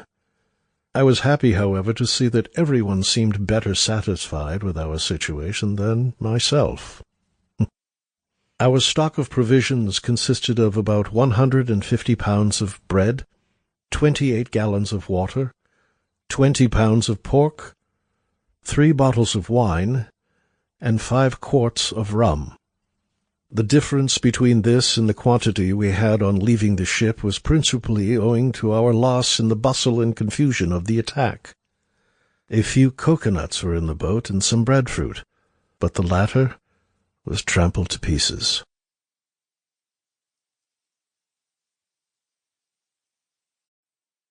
Passage towards New Holland. Islands discovered in our route. Our great distresses. See the reefs of New Holland and find a passage through them. It was about 8 o'clock at night when we bore away under a reefed lug foresail, and having divided the people into watches and got the boat in a little order, we returned God thanks for our miraculous preservation, and, fully confident of his gracious support, I found my mind more at ease than it had been for some time past. Sunday, the 3rd. At daybreak the gale increased. The sun rose fiery and red, a sure indication of a severe gale of wind. At 8 it blew a violent storm, and the sea ran very high, so that between the seas the sail was becalmed, and when on top of the sea it was too much to have set, but we could not venture to take in the sail, for we were in very imminent danger and distress, the sea curling over the stern of the boat, which obliged us to bail with all our might, a situation more distressing has perhaps seldom been experienced. Our bread was in bags and in danger of being spoiled by the wet. To be starved to death was inevitable if this could not be prevented. I therefore began to examine what clothes there were in the boat and what other things could be spared, and, having determined that only 2 suits should be kept for each person, the rest was thrown overboard with some rope and spare sails, which lightened the boat considerably, and we had more room to bail the water out. Fortunately, the carpenter had a good chest in the boat, in which we secured the bread the first favourable moment. His tool-chest also was cleared, and the tools stowed in the bottom of the boat, so that this became a second convenience. I served a teaspoonful of rum to each person, for we were very wet and cold, with 1/4 of a breadfruit which was scarce eatable for dinner. Our engagement was now strictly to be carried into execution, and I was fully determined to make our provisions last 8 weeks, let the daily proportion be ever so small. At noon I considered our course and distance from Tofoa to be west-northwest, 3/4 west 86 miles, latitude 19 degrees, 27 minutes south. I directed the course to the west-northwest that we might get a sight of the islands called Feijei if they laid in the direction the natives had pointed out to me. The weather continued very severe, the wind veering from northeast to east-southeast. The sea ran higher than in the forenoon, and the fatigue of bailing to keep the boat from filling was exceedingly great. We could do nothing more than keep before the sea, in the course of which the boat performed so well that I no longer dreaded any danger in that respect. But among the hardships we were to undergo, that of being constantly wet was not the least. Monday, the 4th. The night was very cold, and at daylight our limbs were so benumbed that we could scarce find the use of them. At this time I served a teaspoonful of rum to each person, from which we all found great benefit. As I have mentioned before, I determined to keep to the west-northwest till I got more to the northward, for I not only expected to have better weather, but to see the Feijei Islands, as I have often understood from the natives of Anamaoka that they lie in that direction. Captain Cook likewise considered them to be northwest by west from Tongadaboo. Just before noon, we discovered a small flat island of a moderate height bearing west-southwest 4 or 5 leagues. I observed our latitude to be 18 degrees 58 minutes south. Our longitude was by account 3 degrees 4 minutes west from the island of Tofoa, having made a north 72 degrees west course, distance 95 miles, since yesterday noon. I divided 5 small coconuts for our dinner, and everyone was satisfied. A little after noon, other islands appeared, and at 3:15 o'clock we could count 8, bearing from south round by the west to northwest by north, those to the south which were the nearest being 4 leagues distant from us. I kept my course to the northwest by west between the islands, the gale having considerably abated. At 6 o'clock we discovered 3 other small islands to the northwest. The westernmost of them bore northwest half-west 7 leagues. I steered to the southward of these islands a west-northwest course for the night under a reefed sail. Served a few broken pieces of breadfruit for supper, and performed prayers. The night turned out fair, and, having had tolerable rest, everyone seemed considerably better in the morning, and contentedly breakfasted on a few pieces of yams that were found in the boat. After breakfast, we examined our bread, a great deal of which was damaged and rotten. This, nevertheless, we were glad to keep for use. I had hitherto been scarcely able to keep any account of our run, but we now equipped ourselves a little better by getting a log-line marked, and, having practised at counting seconds, several could do it with some degree of exactness. The islands we had passed lie between the latitude of 19 degrees 5 minutes south and 18 degrees 19 minutes south, and, according to my reckoning, from 3 degrees 17 minutes to 3 degrees 46 minutes west longitude from the island Tofoa. The largest may be about 6 leagues in circuit, but it is impossible for me to be very correct. To show where they are to be found again is the most my situation enabled me to do. The sketch I have made will give a comparative view of their extent. I believe all the larger islands are inhabited, as they appeared very fertile. At noon I observed in latitude 18 degrees 10 seconds south, and considered my course and distance from yesterday noon, northwest by west, half-west, 94 miles, longitude by account from Tofoa, 4 degrees 29 minutes west. For dinner I served some of the damaged bread and 1/4 of a pint of water. About 6 o'clock in the afternoon we discovered 2 islands, one bearing west by south 6 leagues, and the other northwest by north 8 leagues. I kept to windward of the northernmost, and, passing it by 10 o'clock, I resumed our course to the northwest and west-northwest for the night. Wednesday, the 6th. The weather was fair, and the wind moderate all day from the east-northeast. At daylight, a number of other islands were in sight from south-southeast to the west and round to northeast by east. Between those and the northwest I determined to pass.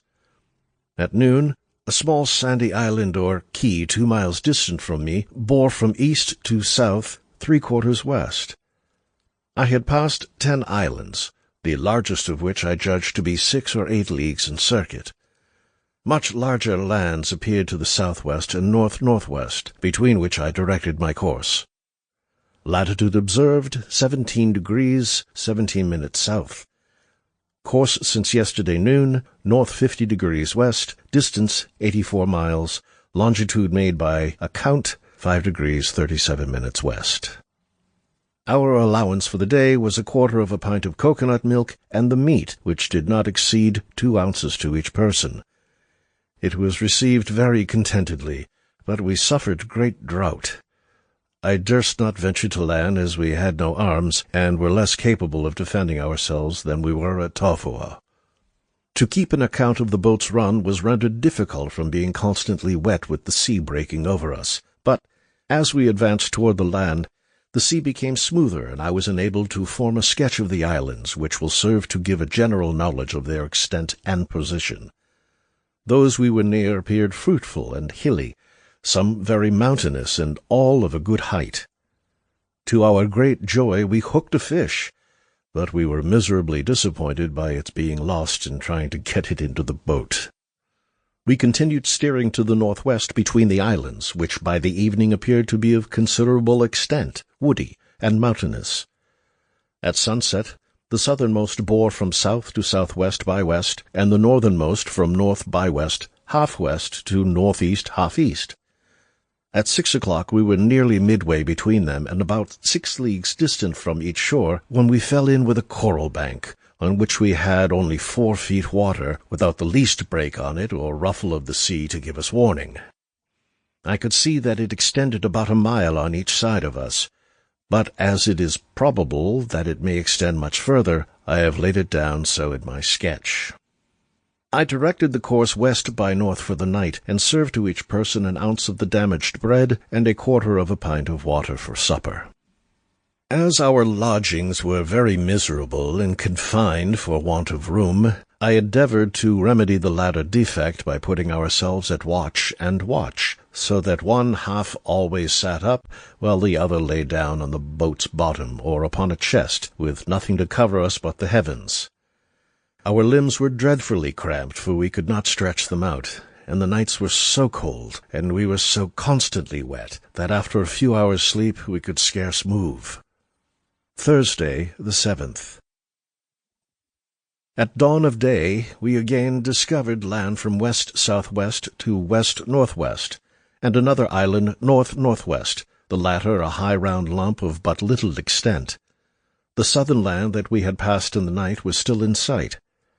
Being very wet and cold, I served a spoonful of rum and a morsel of bread for breakfast.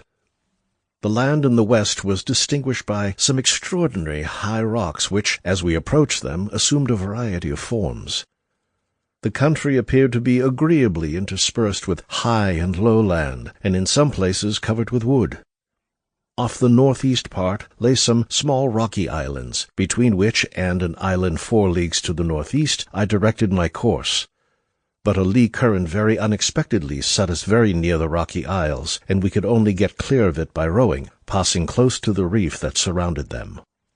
At this time we observed 2 large sailing canoes coming swiftly after us along shore, and, being apprehensive of their intentions, we rowed with some anxiety, fully sensible of our weak and defenseless state. At noon it was calm and the weather cloudy. My latitude is therefore doubtful to 3 or 4 miles. Our course since yesterday noon, northwest by west, distance 79 miles. Latitude by account 16 degrees 29 minutes south, and longitude by account from Tofua 6 degrees 46 minutes west. Being constantly wet, it was with the utmost difficulty I could open a book to write, and I am sensible that what I have done can only serve to point out where these lands are to be found again, and give an idea of their extent. All the afternoon we had light winds, at north-northeast. The weather was very rainy, attended with thunder and lightning. Only one of the canoes gained upon us, which by 3 o'clock in the afternoon was not more than 2 miles off, when she gave over chase. If I may judge from the sail of these vessels, they are of a similar construction with those at the Friendly Islands, which, with the nearness of their situation, gives reason to believe that they are the same kind of people. Whether these canoes had any hostile intention against us must remain a doubt.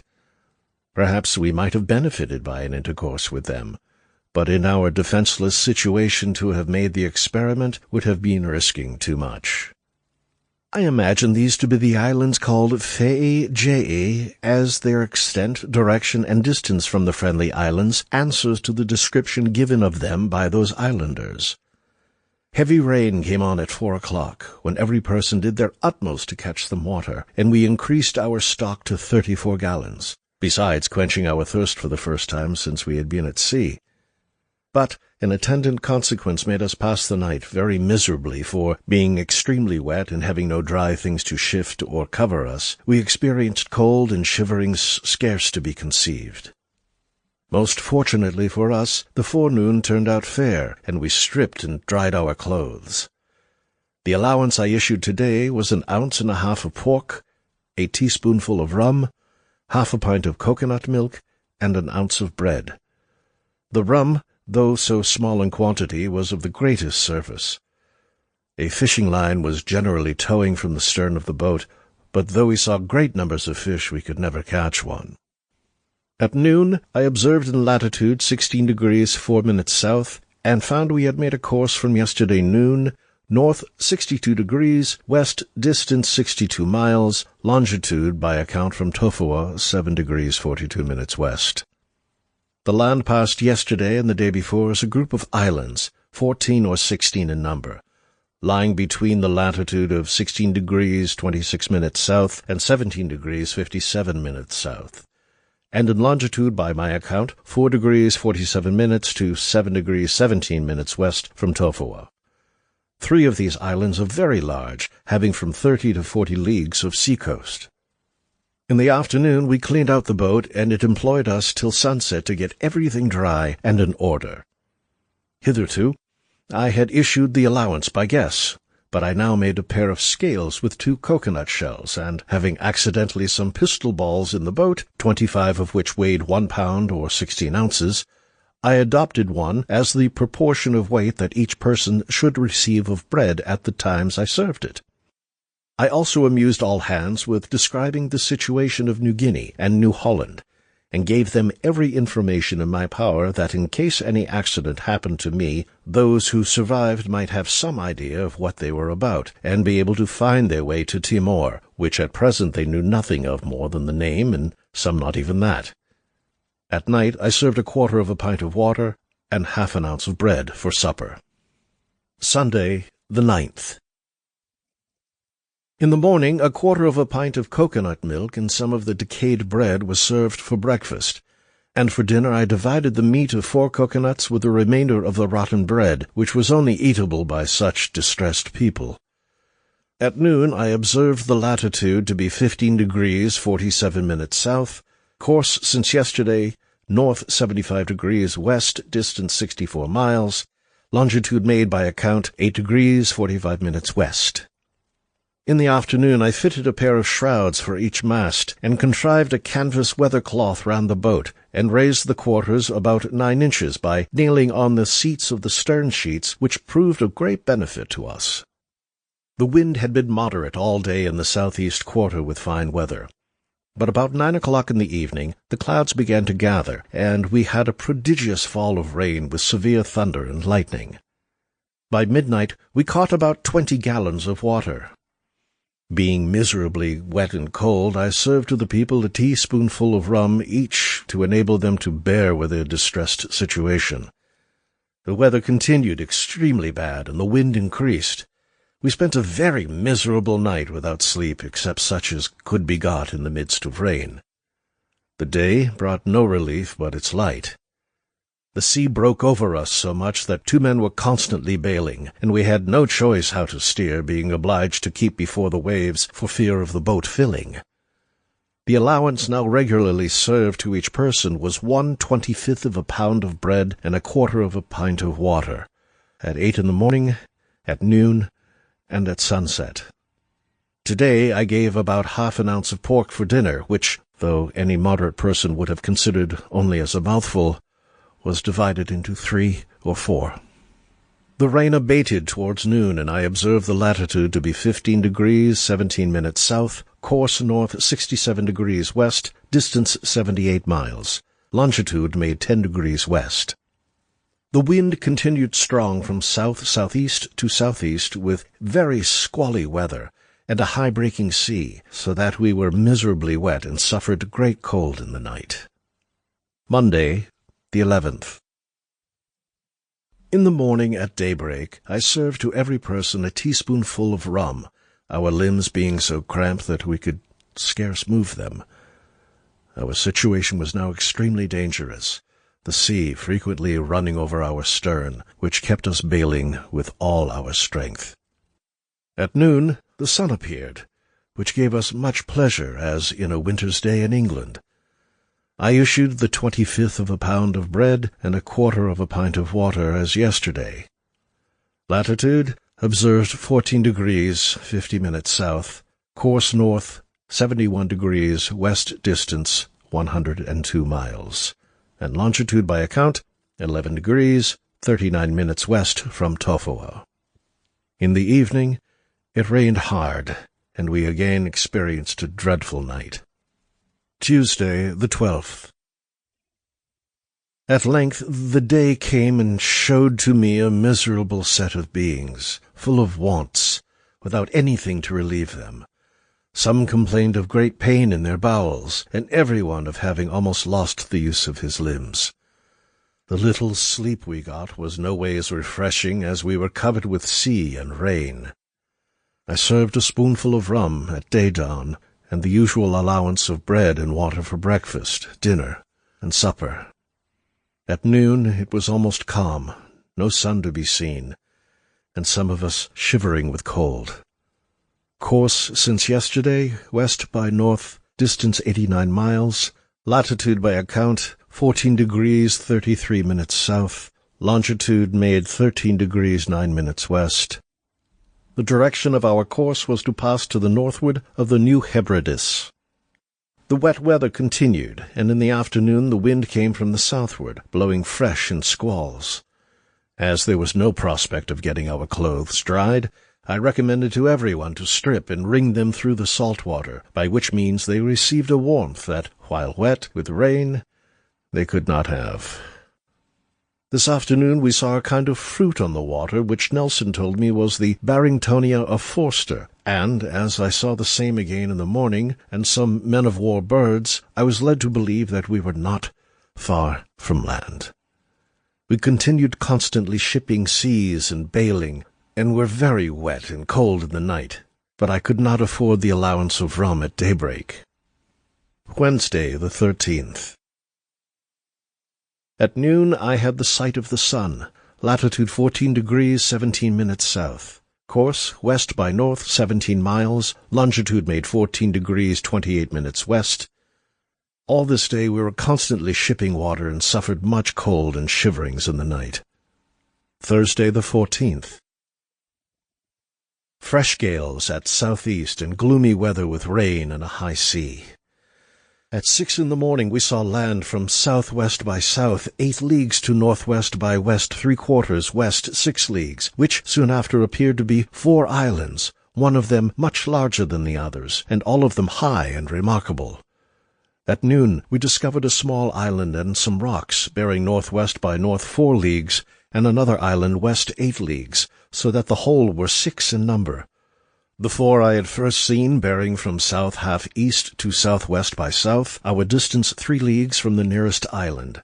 My latitude observed was 13 degrees 29 minutes south, and longitude by account from Tofoa 15 degrees 49 minutes west. Course since yesterday noon, north 63 degrees west, distance 89 miles. At 4 in the afternoon we passed the westernmost island. Friday, the 15th. At 1 in the morning another island was discovered bearing west-northwest 5 leagues distance, and at 8 o'clock we saw it for the last time bearing northeast 7 leagues. A number of gannets, boobies, and men-of-war birds were seen. These islands lie between the latitude of 13 degrees 16 minutes and 14 degrees 10 minutes south. Their longitude, according to my reckoning, 15 degrees 51 minutes to 17 degrees 6 minutes west from the island Tofoa. The largest island I judge to be about 20 leagues in circuit, the others 5 or 6. The easternmost is the smallest island and most remarkable, having a high sugar-loaf hill. The sight of these islands served only to increase the misery of our situation. We were very little better than starving, with plenty in view. Yet to attempt procuring any relief was attended with so much danger that prolonging of life, even in the midst of misery, was thought preferable, while there remained hopes of being able to surmount our hardships. For my own part, I consider the general run of cloudy and wet weather to be a blessing of Providence. Hot weather would have caused us to have died with thirst, and probably being so constantly covered with rain or sea protected us from that dreadful calamity. As I had nothing to assist my memory, I could not then determine whether these islands were a part of the New Hebrides or not.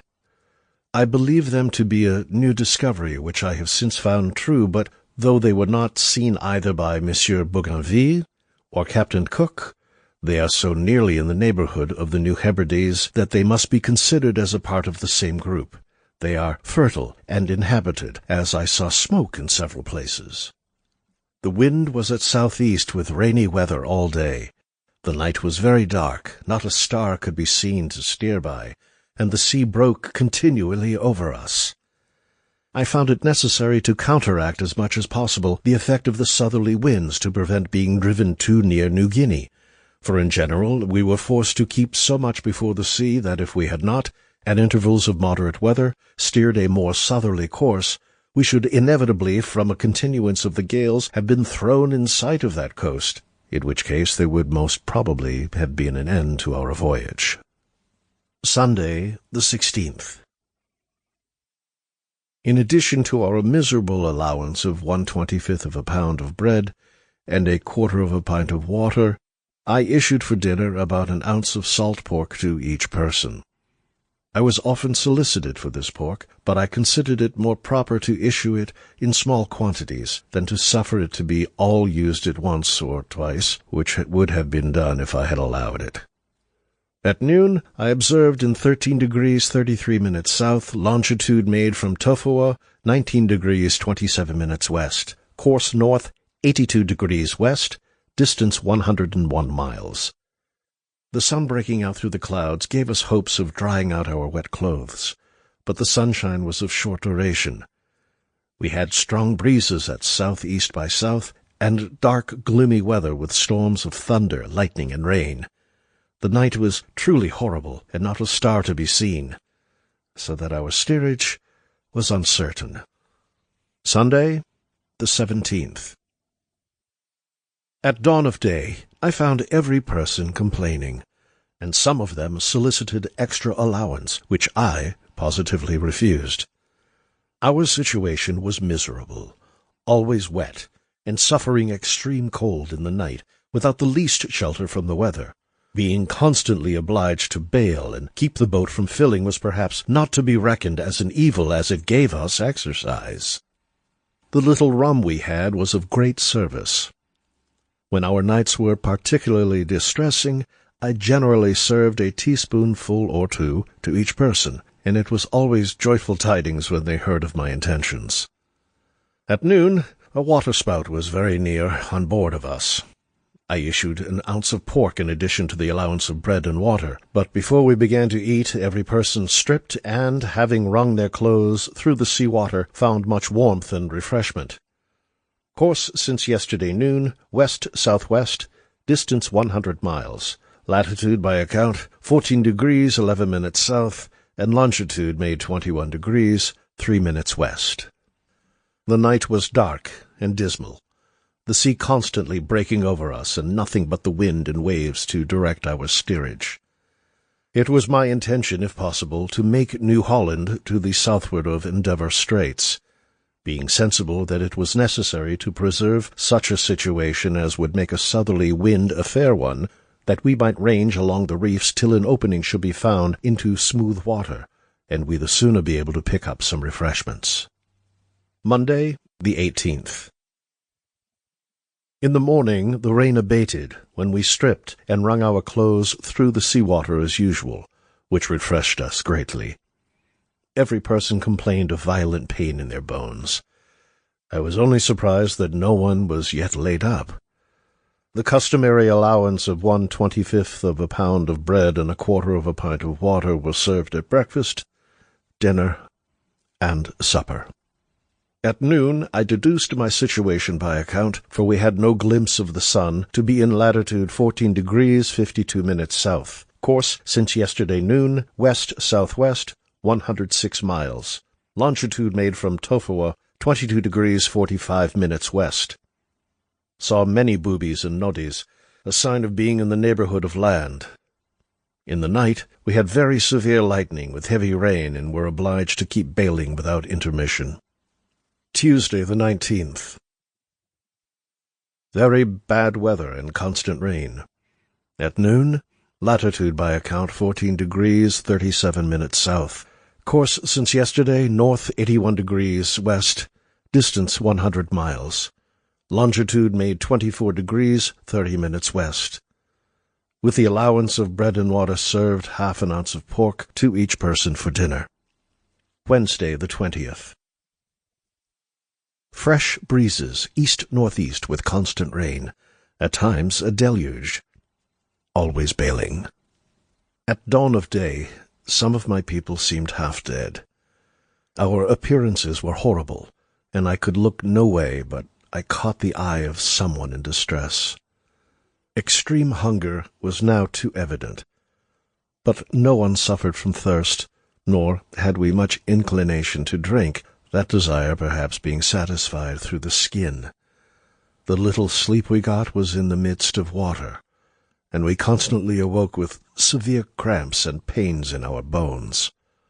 This morning I served about 2 teaspoonfuls of rum to each person, and the allowance of bread and water as usual.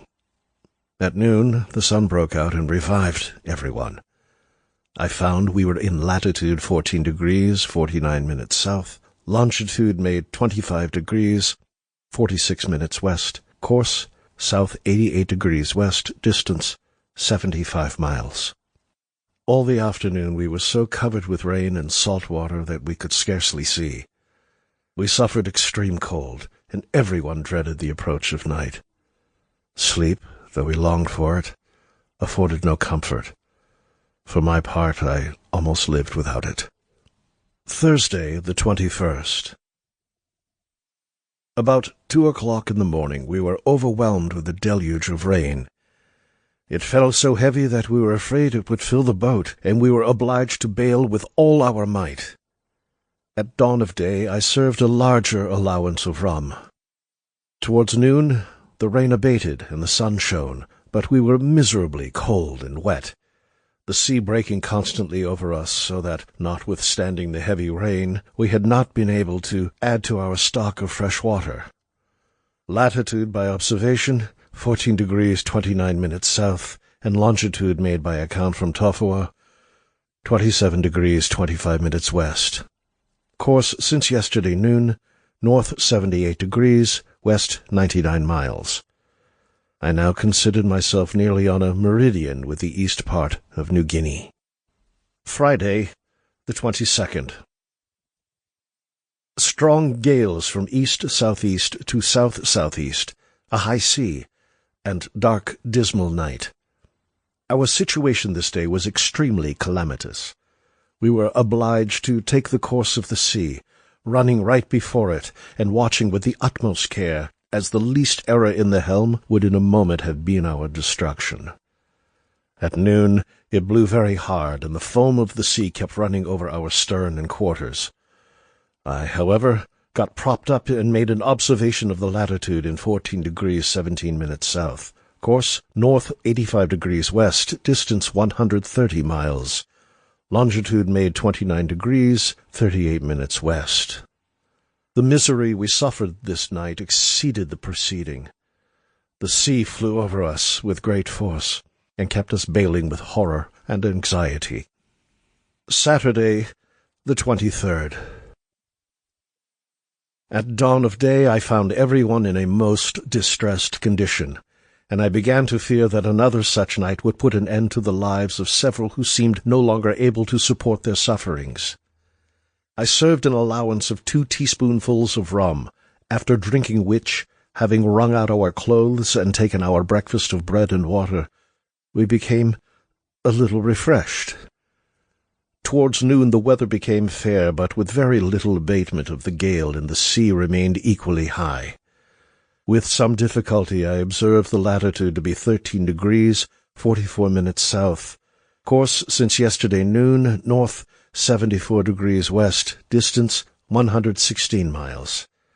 Longitude made 31 degrees, 32 minutes west from Tofua. The wind moderated in the evening, and the weather looked much better, which rejoiced all hands, so that they ate their scanty allowance with more satisfaction than for some time past. The night also was fair, but, being always wet with the sea, we suffered much from the cold. Sunday, the 24th.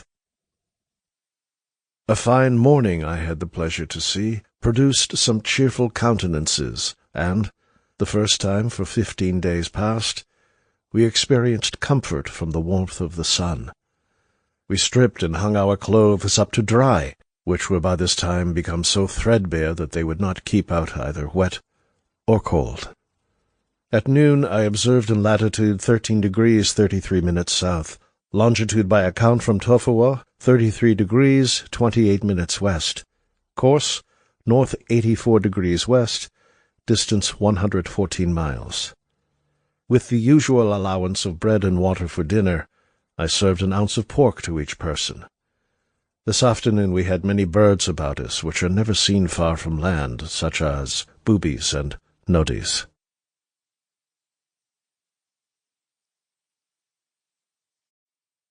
Allowance lessened. As the sea began to run fair, and we shipped but little water, I took the opportunity to examine into the state of our bread, and found that, according to the present mode of issuing, there was a sufficient quantity remaining for 29 days' allowance, by which time I hoped we should be able to reach Timor.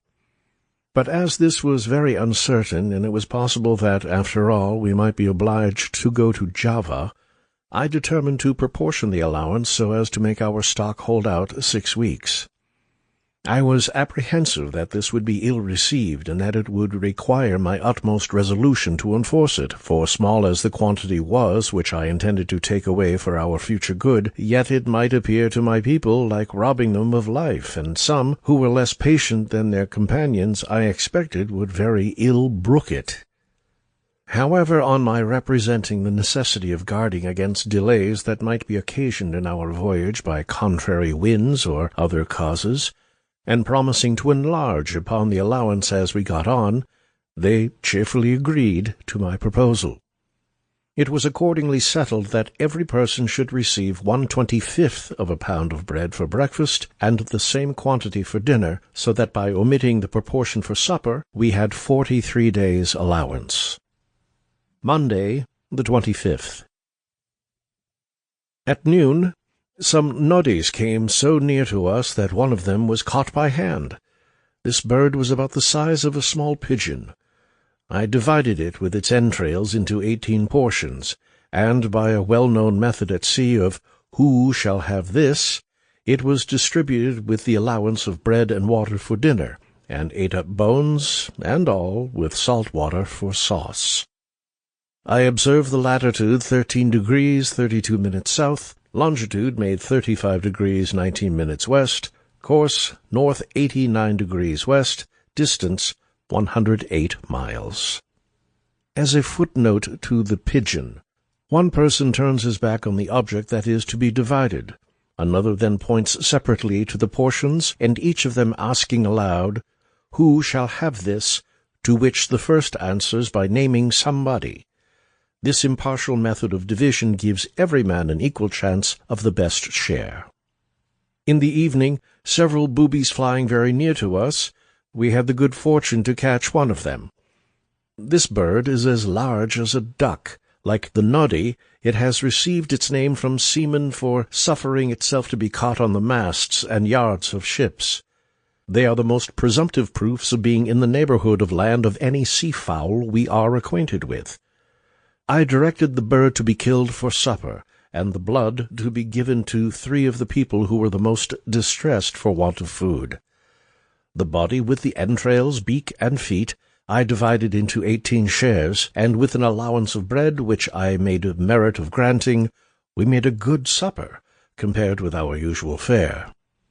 Tuesday, the 26th. Fresh breezes from the southeast with fine weather. In the morning we caught another booby, so that the Providence appeared to be relieving our wants in an extraordinary manner. Towards noon we passed a great many pieces of the branches of trees, some of which appeared to have been no long time in the water. I had a good observation for the latitude, and found our situation to be in 13 degrees, 41 minutes south, longitude by account from Tafua, 37 degrees, 13 minutes west, course south 85 degrees west, 112 miles. The people were overjoyed at the addition to their dinner, which was distributed in the same manner as on the preceding evening, giving the blood to those who were the most in want of food.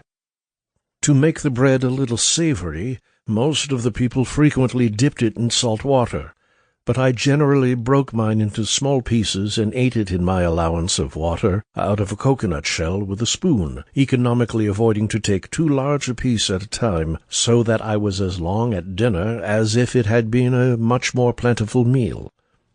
The weather was now serene, which nevertheless was not without its inconveniences, for we began to feel distress of a different kind from that which we had lately been accustomed to suffer. The heat of the sun was so powerful that several of the people were seized with a languor and faintness which made life indifferent. We were so fortunate as to catch 2 boobies in the evening. Their stomachs contained several flying fish and small cuttlefish, all of which I saved to be divided for dinner the next day. Wednesday, the 27th.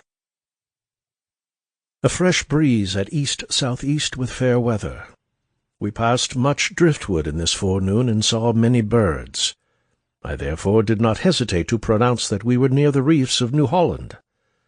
From my recollection of Captain Cook's survey of this coast, I considered the direction of it to be northwest, and I was therefore satisfied that, with the wind to the southward of east, I could always clear any dangers.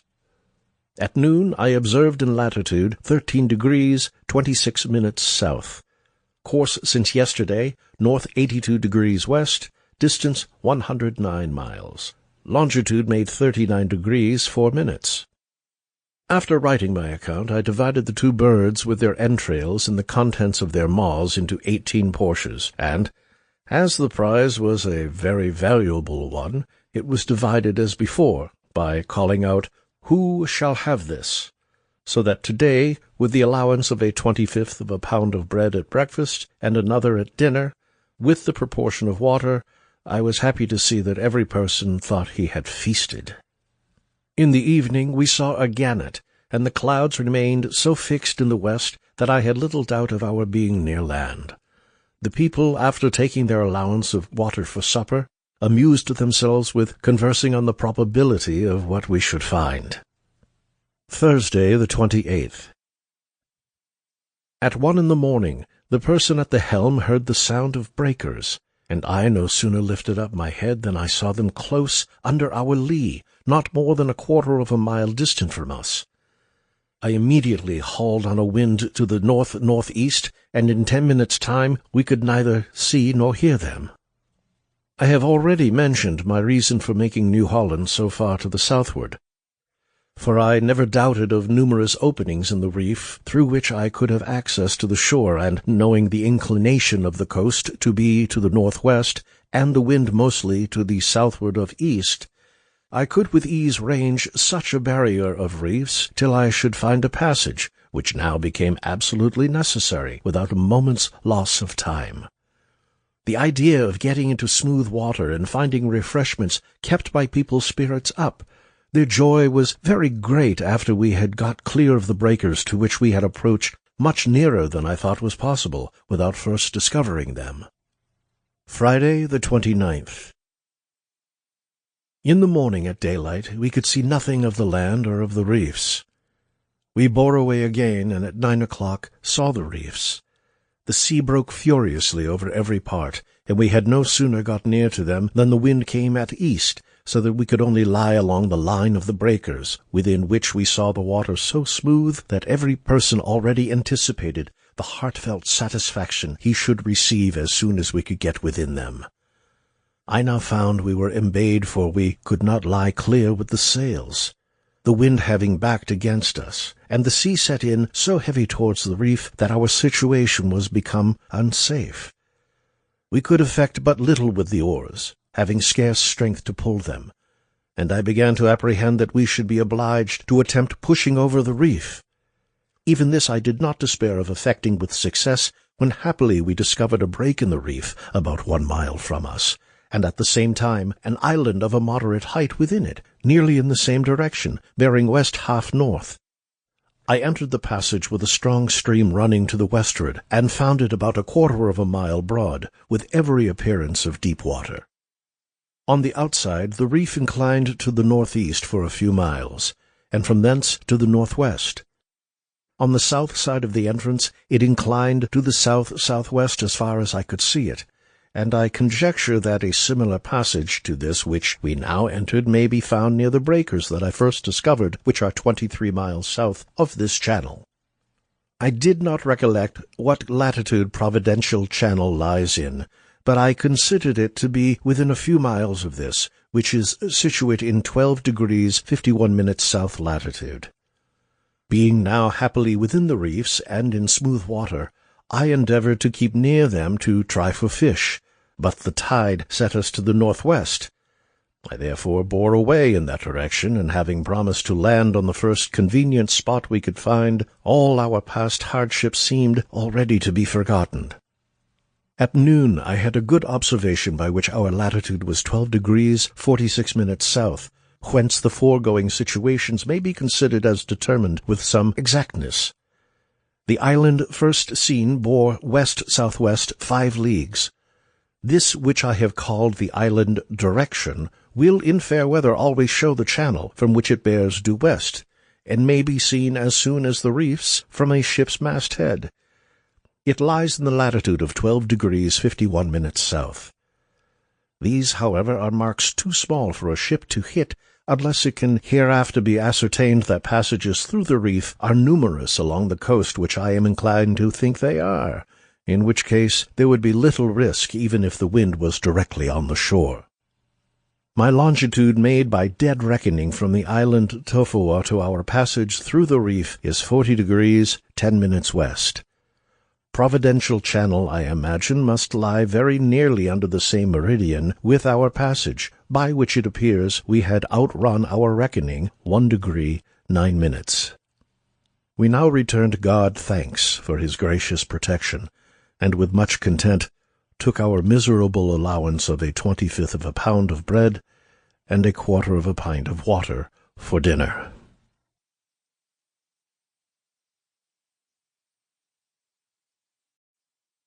Progress to the northward along the coast of New Holland. Land on different islands in search of supplies. May 1789. As we advanced within the reefs, the coast began to show itself very distinctly in a variety of high and low land, some parts of which were covered with wood. In our way towards the shore we fell in with a point of a reef which is connected with that towards the sea, and here we came to a grapnel, and tried to catch fish, but had no success. The island direction at this time bore south 3 or 4 leagues. 2 islands lay about 4 miles to the west by north, and appeared eligible for a resting place, if for nothing more. But on our approach to the nearest island, it proved to be only a heap of stones, and its size too inconsiderable to shelter a boat. We therefore proceeded to the next, which was close to it and towards the main. On the northwest side of this I found a bay and a fine sandy point to land at. Our distance was about 1/4 of a mile from a projecting part of the main, which bore from southwest by south to north-northwest 3/4 west. We landed to examine if there were any signs of the natives being near us. We saw some old fireplaces, but nothing to make me apprehend that this would be an unsafe situation for the night. Everyone was anxious to find something to eat, and it was soon discovered that there were oysters on the rocks, for the tide was out. But it was nearly dark, and only a few could be gathered.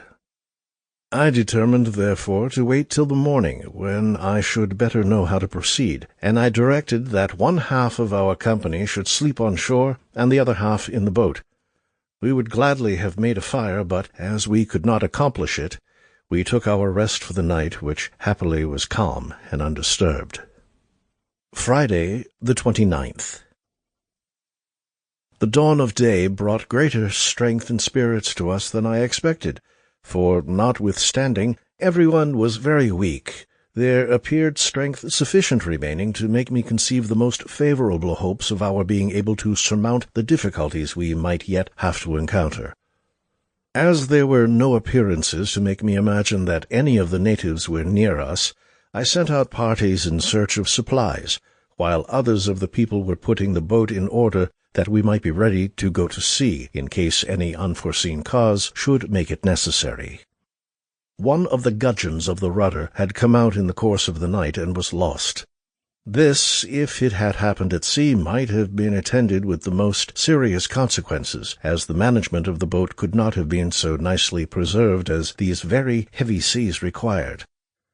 I had been apprehensive of this accident, and had in some measure prepared for it, by having grummets fixed on each quarter of the boat for oars, but our utmost readiness in using them would not probably have saved us.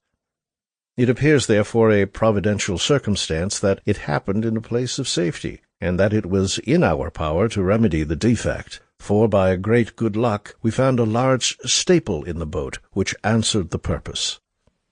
The parties returned, highly rejoiced at having found plenty of oysters and fresh water. I had also made a fire by the help of a small magnifying glass, and, what was still more fortunate, we found among the few things which had been thrown into the boat, and saved a piece of brimstone and a tinder-box, so that I secured fire for the future. One of the people had been so provident as to bring away with him from the ship a copper pot. By being in possession of this article, we were enabled to make a proper use of the supply we now obtained, for, with a mixture of bread and a little pork, we made a stew that might have been relished by people of far more delicate appetites, and of which each person received a full pint. The general complaints of disease among us were a dizziness in the head, great weakness of the joints, and violent tenesmus, most of us having had no evacuation by stools since we had left the ship. I had constantly a severe pain in my stomach, but none of our complaints were alarming. On the contrary, everyone retained marks of strength that, with a mind possessed of a tolerable share of fortitude, seemed able to bear more fatigue than I imagined we should have to undergo in our voyage to Timor. As I would not allow the people to expose themselves to the heat of the sun, it being near noon, everyone took his allotment of earth where it was shaded by the bushes for a short sleep. The oysters which we found grew so fast to the rocks that it was with difficulty that they could be broken off, and at length we discovered it to be the most expeditious way to open them where they were fixed. They were of a good size and well tasted. To add to this happy circumstance, in the hollow of the land there grew some wild grass, which indicated a moist situation. On forcing a stick, about 3 feet long, into the ground, we found water, and with little trouble dug a well which produced as much as our occasions required.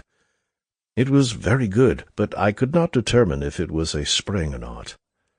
We were not obliged to make the well deep, for it flowed as fast as we emptied it, which, as the soil was apparently too loose to retain water from the rains, renders it probable to be a spring. On the south side of the island, likewise, we found a small run of good water. Besides places where fires had been made, There were other signs of the natives sometimes resorting to this island. I saw 2 ill-constructed huts or wigwams, which had only one side loosely covered, and a pointed stick was found, about 3 feet long, with a slit in the end of it to sling stones with, the same as the natives of Van Diemen's Land use. The track of some animal was very discernible, and Nelson agreed with me that it was the kangaroo. But whether these animals swim over from the mainland or are brought here by the natives to breed, it is impossible to determine. The latter is not improbable, as they may be taken with less difficulty in a confined spot like this than on the continent. The island is about 1 league in circuit. It is a high lump of rocks and stones covered with wood. But the trees are small, the soil, which is very indifferent and sandy, being barely sufficient to produce them.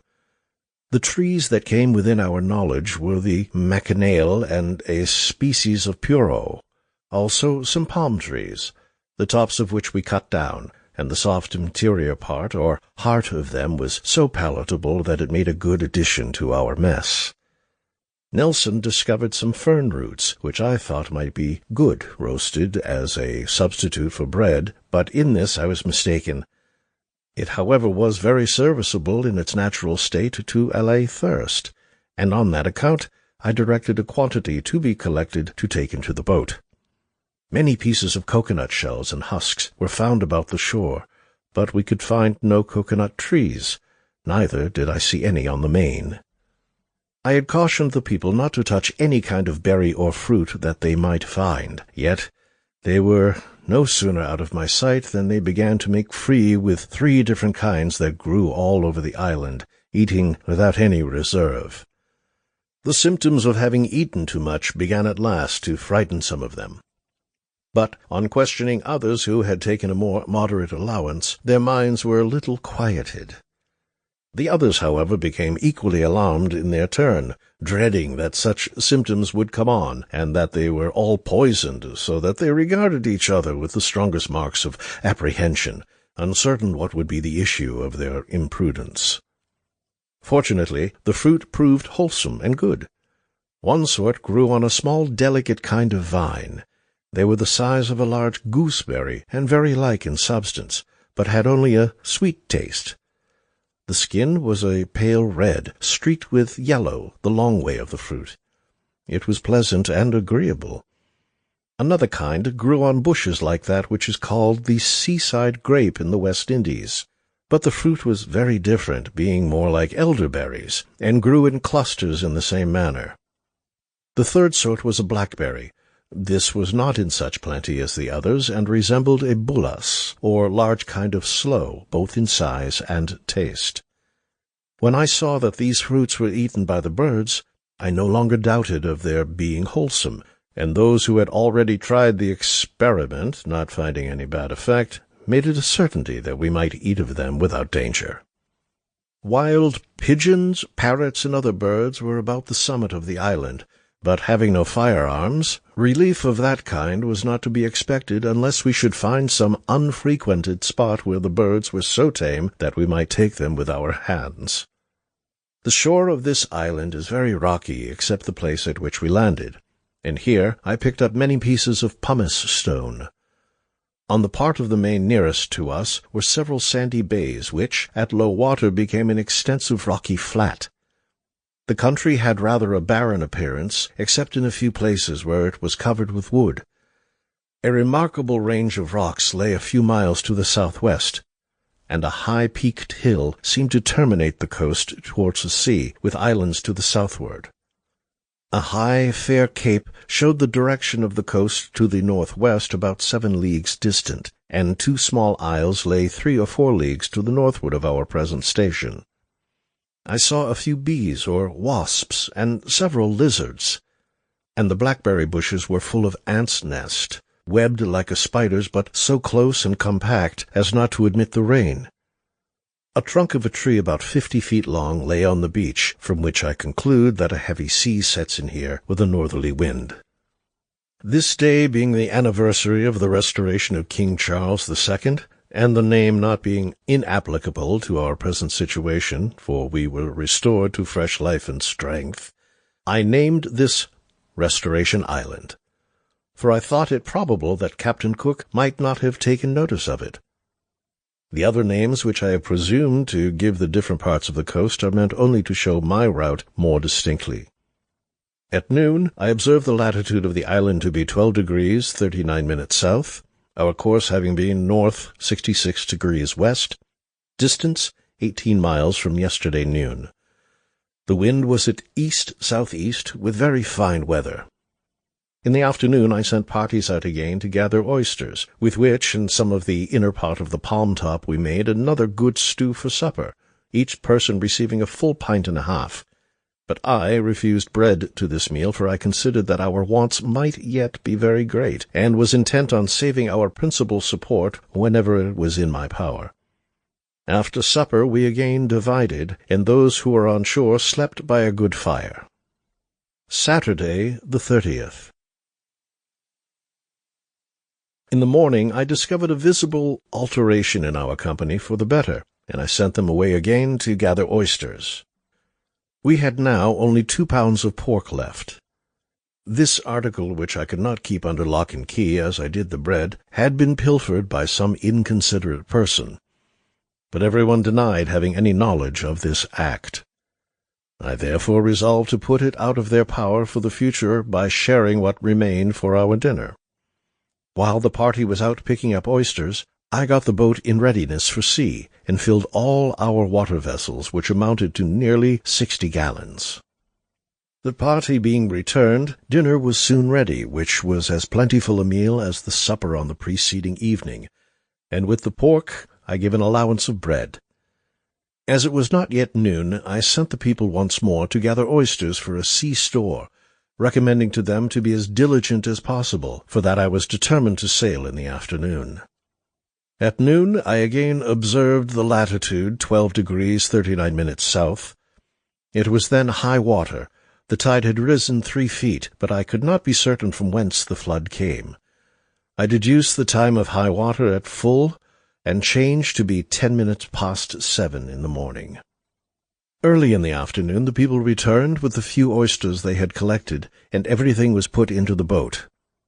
I then examined the quantity of bread remaining, and found 38 days' allowance, according to the last mode of issuing a 25th of a pound at breakfast and at dinner. Fair weather and moderate breezes at east-southeast and southeast. Being ready for sea, I directed every person to attend prayers. At 4 o'clock we were preparing to embark, when about 20 of the natives appeared, running and hallooing to us on the opposite shore. They were each armed with a spear or lance and a short weapon which they carried in their left hand. They made signs for us to come to them. On top of the hills we saw the heads of many more. Whether these were their wives and children or others who waited for our landing, meaning not to show themselves lest we might be intimidated, I cannot say. But as I found we were discovered to be on the coast, I thought it prudent to make the best of our way for fear of being pursued by canoes, though, from the accounts of Captain Cook, the chance was that there were very few, if any, of consequence on any part of the coast. I passed these people as near as I could with safety. They were naked and apparently black, and their hair or wool bushy and short. I directed my course within 2 small islands that lie to the north of Restoration Island, passing between them and the mainland towards Fair Cape with a strong tide in my favor, so that I was abreast of it by 8 o'clock. The coast we passed was high and woody. As I could see no land without Fair Cape, I concluded that the coast inclined to the northwest and west-northwest. I therefore steered more towards the west, but by 11 o'clock at night we were met with low land, which inclined to the northeast, and at 3 o'clock in the morning I found that we were embayed, which obliged us to stand back for a short time to the southward. Sunday, the 31st. At daybreak I was exceedingly surprised to find the appearance of the country entirely changed, as if in the course of the night we had been transported to another part of the world, for we had now a low sandy coast in view, with very little verdure or anything to indicate that it was at all inhabitable to a human being except a few patches of small trees or brushwood. Many small islands were in sight to the northeast, about 6 miles distant. The eastern part of the main bore north 4 miles, and Fair Cape south-southeast 5 or 6 leagues. I took the channel between the nearest island and the mainland, which were about 1 mile apart, leaving all the islands on the starboard side. Some of these were very pretty spots, covered with wood, and well situated for fishing. Large shoals of fish were about us, but we could not catch any. In passing this strait we saw another party of Indians, 7 in number, running towards us, shouting and making signs for us to land. Some of them waved green branches of the bushes which were near them as a token of friendship. But some of their other motions were less friendly. A little farther off we saw a larger party who likewise came towards us. I therefore determined not to land, though I much wished to have had some intercourse with these people. Nevertheless, I laid the boat close to the rocks and beckoned them to approach, but none of them would come within 200 yards of us. They were armed in the same manner as the people we had seen from Restoration Island. They were stark naked, their color black, with short bushy hair or wool, and in their appearance were similar to them in every respect. An island of good height bore north half-west 4 miles from us, at which I resolved to land, and from hence to take a look at the coast. At this isle we arrived about 8 o'clock in the morning. The shore was rocky, but the water was smooth, and we landed without difficulty. I sent 2 parties out, one to the northward and the other to the southward, to seek for supplies, and others I ordered to stay by the boat. On this occasion, fatigue and weakness so far got the better of their sense of duty that some of the people expressed their discontent at having worked harder than their companions, and declared that they would rather be without their dinner than go in search of it. One person in particular went so far as to tell me, with a mutinous look, that he was as good a man as myself. It was not possible for me to judge where this might have an end, if not stopped in time.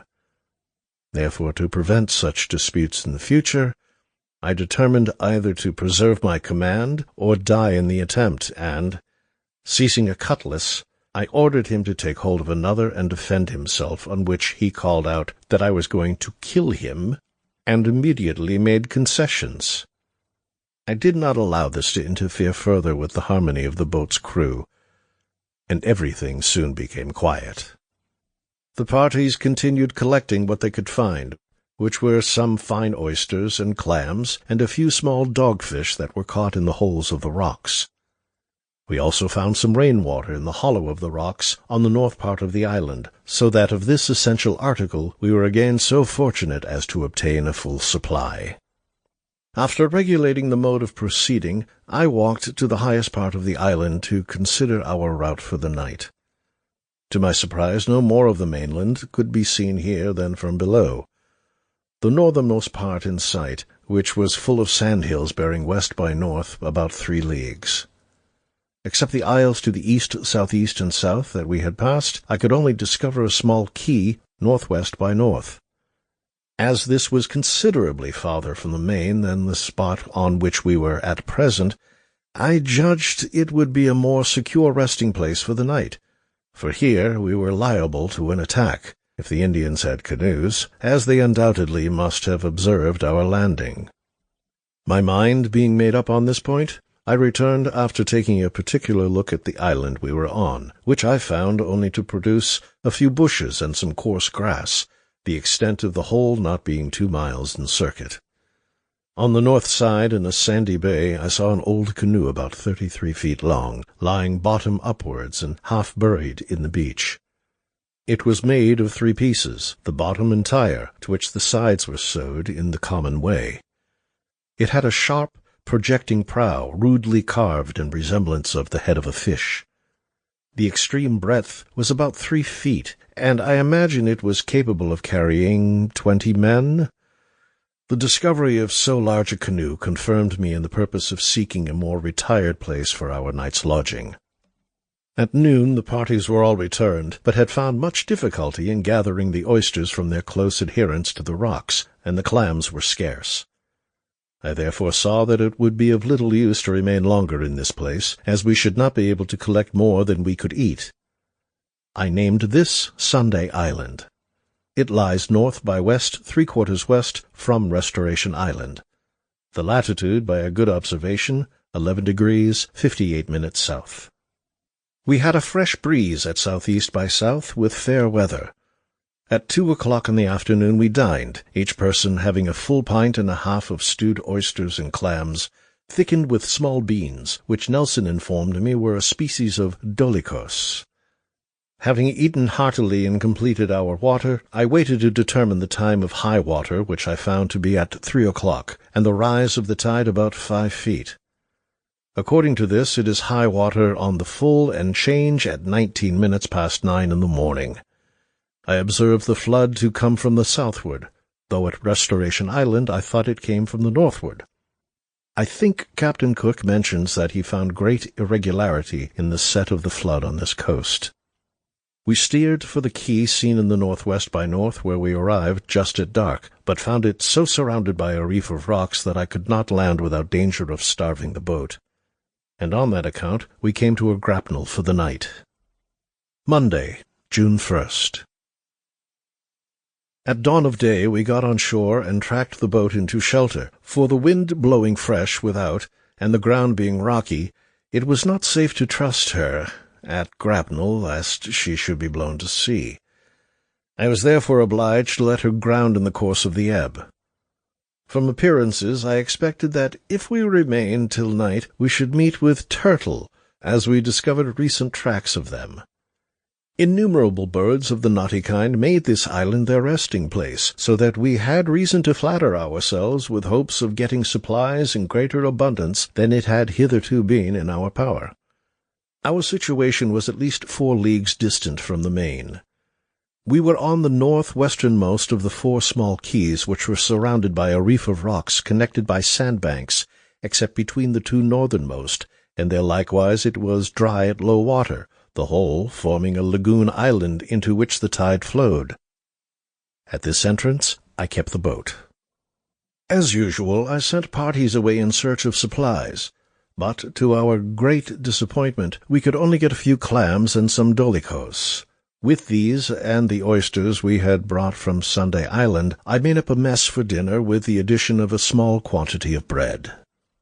Towards noon, Nelson and some others who had been to the easternmost key returned, but Nelson was in so weak a condition that he was obliged to be supported by 2 men. His complaint was a violent heat in his bowels, a loss of sight, much drought, and an inability to walk. This, I found, was occasioned by his being unable to support the heat of the sun, and that when he was fatigued and faint, instead of retiring into the shade to rest, he had continued to attempt more than his strength was equal to. I was glad to find that he had no fever, and it was now that the little wine which I had so carefully saved became of real use. I gave it in very small quantities with some pieces of bread soaked in it, and he soon began to recover. The boatswain and carpenter also were ill and complained of headache and sickness of the stomach. Others, who had not had any evacuation by stool, became shockingly distressed with the tenesmus, so that there were but few without complaints. An idea prevailed that the sickness of the boatswain and carpenter was occasioned by eating the dolichos. Myself, however, and some others who had taken the same food, felt no inconvenience. But the truth was that many of the people had eaten a large quantity of them raw, and Nelson informed me that they were constantly teasing him whenever a berry was found to know if it was good to eat, so it would not have been surprising if many of them had been really poisoned. Our dinner was not so well relished as at Sunday Island, because we had mixed the dolichos with our stew. The oysters and soup, however, were eaten by everyone except Nelson, whom I fed with a few small pieces of bread soaked in half a glass of wine, and he continued to mend. In my walk round the island I found several coconut shells, the remains of an old wigwam, and the backs of 2 turtles, but no sign of any quadruped.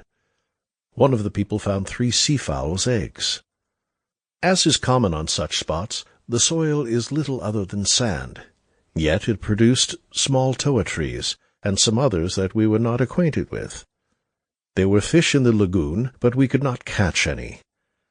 Our wants, therefore, were not likely to be supplied here, not even with water for our daily expense. Nevertheless, I determined to wait till the morning, that we might try our success in the night for turtle and birds. A quiet night's rest also, I conceived, would be of essential service to those who were unwell. The wigwam and turtle shell were proofs that the natives at times visited this place, and that they had canoes. The remains of the large canoe that we saw at Sunday Island left no room for doubt. But I did not apprehend that we ran any risk by remaining here a short time. I directed our fire, however, to be made in the thicket, that we might not be discovered by its light.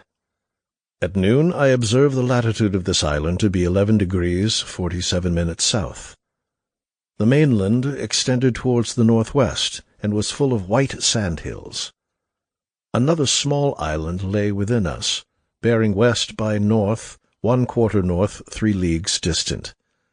Our situation being very low, we could see nothing of the reef towards the sea. The afternoon was advantageously spent in sleep. There were, however, a few not disposed to it, and those were employed in dressing some clams to take with us for the next day's dinner. Others we cut up in slices to dry, which I knew was the most valuable supply we could find here, but they were very scarce. Towards evening I cautioned everyone against making too large a fire or suffering it after dark to blaze up.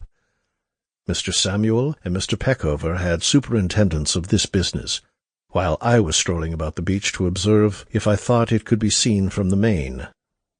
I was just satisfied that it could not, when on a sudden the island appeared all in a blaze that it might have been discerned at a much more considerable distance. I ran to learn the cause, and found that it was occasioned by the imprudence and obstinacy of one of the party, who, in my absence, had insisted on having a fire to himself, in making which the flames caught the neighboring grass and rapidly spread. This misconduct might have produced very serious consequences by discovering our situation to the natives, for, if they had attacked us, we had neither arms nor strength to oppose an enemy. Thus the relief which I expected from a little sleep was totally lost, and I anxiously waited for the flowing of the tide that we might proceed to sea. It was high water at 5:30 this evening, whence I deduced the time on the full and change of the moon to be 58 past 10 in the morning. The rise was nearly 5 feet. I could not observe the set of the flood, but imagined it to come from the southward, and that I was mistaken at Restoration Island, as I found the time of high water gradually later the more we advanced to the northward. At Restoration Island, high water full and change, 7 hours 10. Sunday Island, high water full and change, 9 hours 19. Here, high water, full and change, 10 hours 58. After 8 o'clock, Mr. Samuel and Mr. Peckover went out to watch for turtle, and 3 men went to the East Quay to endeavor to catch birds. All the others, complaining of being sick, took their rest, except Mr. Hayward and Mr. Elphinston, whom I directed to keep watch. About midnight the bird party returned with only 12 noddies, birds which I have already described to be about the size of pigeons. But if it had not been for the folly and obstinacy of one of the party, who separated from the other 2 and disturbed the birds, they might have caught a great number. I was so much provoked at my plans being thus defeated that I gave this offender a good beating. I now went in search of the turtling party, which had taken great pains, but without success. This did not surprise me, as it was not to be expected that turtle would come near us after the noise which had been made at the beginning of the evening in extinguishing the fire. I therefore desired them to come back, but they requested to stay a little longer, as they still hoped to find some before daylight.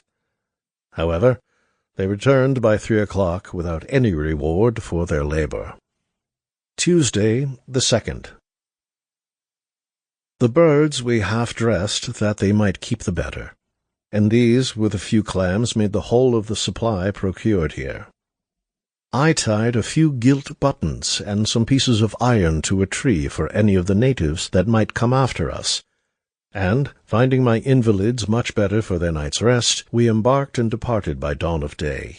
Wind at southeast, course to the north by west. When we had run 2 leagues to the northward, the sea suddenly became rough, which, not having before experienced since we were within the reefs, I concluded to be occasioned by an open channel to the ocean. Soon afterwards we met with a large shoal on which were 2 sandy keys. Between these and 2 others, 4 miles to the west, I passed on to the northward, the sea still continuing to be rough. Towards noon I fell in with 6 other keys, most of which produced some small trees and brushwood. These formed a pleasing contrast with the mainland we had passed, which was full of sandhills. The country continued hilly, and the northernmost land, the same we had seen from the lagoon island, appeared like downs, sloping towards the sea. Nearly abreast of us was a flat-topped hill, which on account of its shape I called Pudding-Pan Hill, and a little to the northward were 2 other hills which we called the Paps. And here was a small tract of country without sand, the eastern part of which forms a cape whence the coast inclines to the northwest by north. At noon I observed in the latitude of 11 degrees 18 minutes south the cape bearing west, distant 10 miles. 5 small keys bore from the northeast to southeast, the nearest of them about 2 miles distant, and a low sandy key between us and the cape bore west, distant 4 miles. My course from the lagoon island had been north half-west, distant 30 miles. I am sorry it was not in my power to obtain a sufficient knowledge of the depth of water, but in our situation nothing could be undertaken that might have occasioned delay. It may, however, be understood that to the best of my judgment from appearances a ship may pass wherever I have omitted to represent danger. I divided 6 birds and issued 1/25 of a pound of bread with half a pint of water to each person for dinner, and I gave half a glass of wine to Nelson, who was now so far recovered as to require no other indulgence. The gunner, when he left the ship, brought his watch with him, by which we had regulated out time till today, when, unfortunately, it stopped, so that noon, sunrise, and sunset are the only parts of the 24 hours of which, from henceforward, I can speak with certainty as to time. The wind blew fresh from the south-southeast and southeast all the afternoon with fair weather. As we stood to the north by west, we found more sea, which I attributed to our receiving less shelter from the reefs to the eastward. It is probable that they did not extend so far north as this. At least it may be concluded that there is not a continued barrier to prevent shipping having access to the shore. I observed that the stream set to the northwest, which I considered to be the flood. In some places along the coast we saw patches of wood. At 5 o'clock, steering to the northwest, we passed a large and fair inlet, into which I imagine there is a safe and commodious entrance. It lies in latitude 11 degrees south. About 3 leagues to the northward of this is an island, at which we arrived about sunset, and took shelter for the night under a sandy point, which was the only part we could land at. This being rather a wild situation, I thought it best to sleep in the boat. Nevertheless, I sent a party away to see if anything could be got, but they returned without success. They saw a great number of turtle bones and shells where the natives had been feasting, and their last visit seemed to be of late date. The island was covered with wood, but in other respects it was a lump of rocks. Wednesday, the 3rd. We lay at a grapnel till daylight, with a very fresh gale and cloudy weather. The main bore from southeast by south to north-northwest, half-west 3 leagues, and a mountainous island with a flat top, north by west 4 or 5 leagues, between which and the mainland were several other islands. The spot we were at, which I call Turtle Island, lies in latitude by account 10 degrees 52 minutes south and 42 miles west from Restoration Island. Abreast of it, the coast has the appearance of a sandy desert, but improves about 3 leagues farther to the northward, where it terminates in a point, near to which are many islands.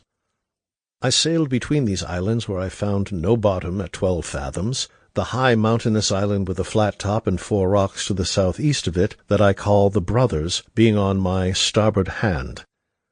Soon after, an extensive opening appeared in the mainland, in which were a number of high islands. I called this the Bay of Islands. We continued steering to the northwest. Several islands and keys were in sight to the northward. The most northerly island was mountainous, having on it a very high round hill, and a smaller was remarkable for a single peaked hill. The coast to the northward and westward of the Bay of Islands is high and woody, and has a broken appearance, with many islands close to it, among which there are fine bays and convenient places for shipping. The northernmost of these islands I call Wednesday Island. To the northwest of this we fell in with a large reef, which I believe joins a number of keys that were in sight from the northwest to the east-northeast. We therefore stood to the southwest half a league when it was noon, and I had a good observation of the latitude in 10 degrees 31 minutes south. Wednesday Island bore east by south 5 miles. The westernmost land in sight southwest 2 or 3 leagues, the islands to the northward from northwest by west to northeast, and the reef from west to northeast distant 1 mile. I was now tolerably certain that we should be clear of New Holland in the afternoon. I know not how far this reef extends. It may be a continuation or a detached part of the range of shoals that surround the coast. I believe the mountainous islands to be separate from the shoals, and have no doubt that near them may be found good passages for ships. But I rather recommend to those who are to pass this strait from the eastward to take their direction from the coast of New Guinea. Yet I likewise think that a ship coming from the southward will find a fair strait in the latitude of 10 degrees south. I much wished to have ascertained this point, but in our distressful situation any increase of fatigue or loss of time might have been attended with the most fatal consequences. I therefore determined to pass on without delay. As an addition to our dinner of bread and water, I served to each person 6 oysters.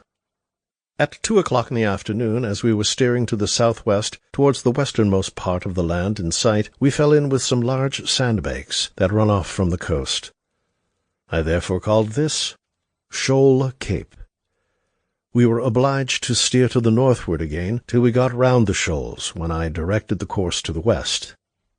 At 4 o'clock the westernmost of the islands to the northward bore north 4 leagues. Wednesday Island, east by north 5 leagues, and Shoal Cape, southeast by east 2 leagues. A small island was seen bearing west, at which we arrived before dark, and found that it was only a rock where boobies resort, for which reason I called it Booby Island. Here terminated the rocks and shoals of the north part of New Holland, for except Booby Island no land was seen to the westward of south after 3 o'clock in the afternoon.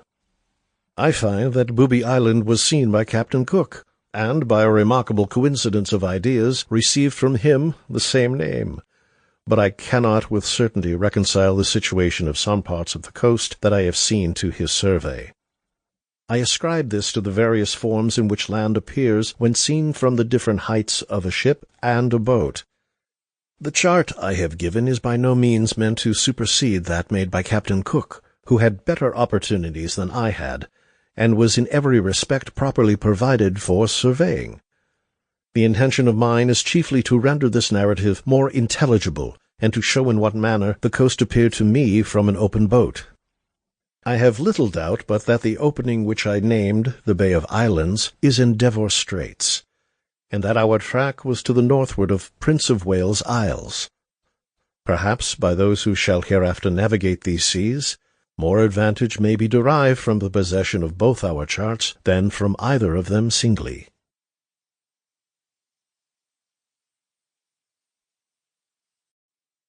Passage from New Holland to the island Timor. Arrive at Kupang. Reception there. June, 1789. Wednesday the 3rd. At 8 o'clock in the evening we once more launched into the open ocean. Miserable as our situation was in every respect, I was secretly surprised to see that it did not appear to affect anyone so strongly as myself. On the contrary, it seemed as if they had embarked on a voyage to Timor in a vessel sufficiently calculated for safety and convenience. So much confidence gave me great pleasure, and I may venture to assert that to this cause our preservation is chiefly to be attributed. I encouraged everyone with hopes that 8 or 10 days would bring us to a land of safety, and, after praying to God for a continuance of his most gracious protection, I served an allowance of water for supper and directed our course to the west-southwest to counteract the southerly winds in case they should blow strong. We had been just 6 days on the coast of New Holland, in the course of which we found oysters, a few clams, some birds, and water. But perhaps a benefit nearly equal to this we received by having been relieved from the fatigue of being constantly in the boat and enjoying good rest at night. These advantages certainly preserved our lives, and, small as the supply was, I am very sensible how much it alleviated our distresses. By this time nature must have sunk under the extremes of hunger and fatigue.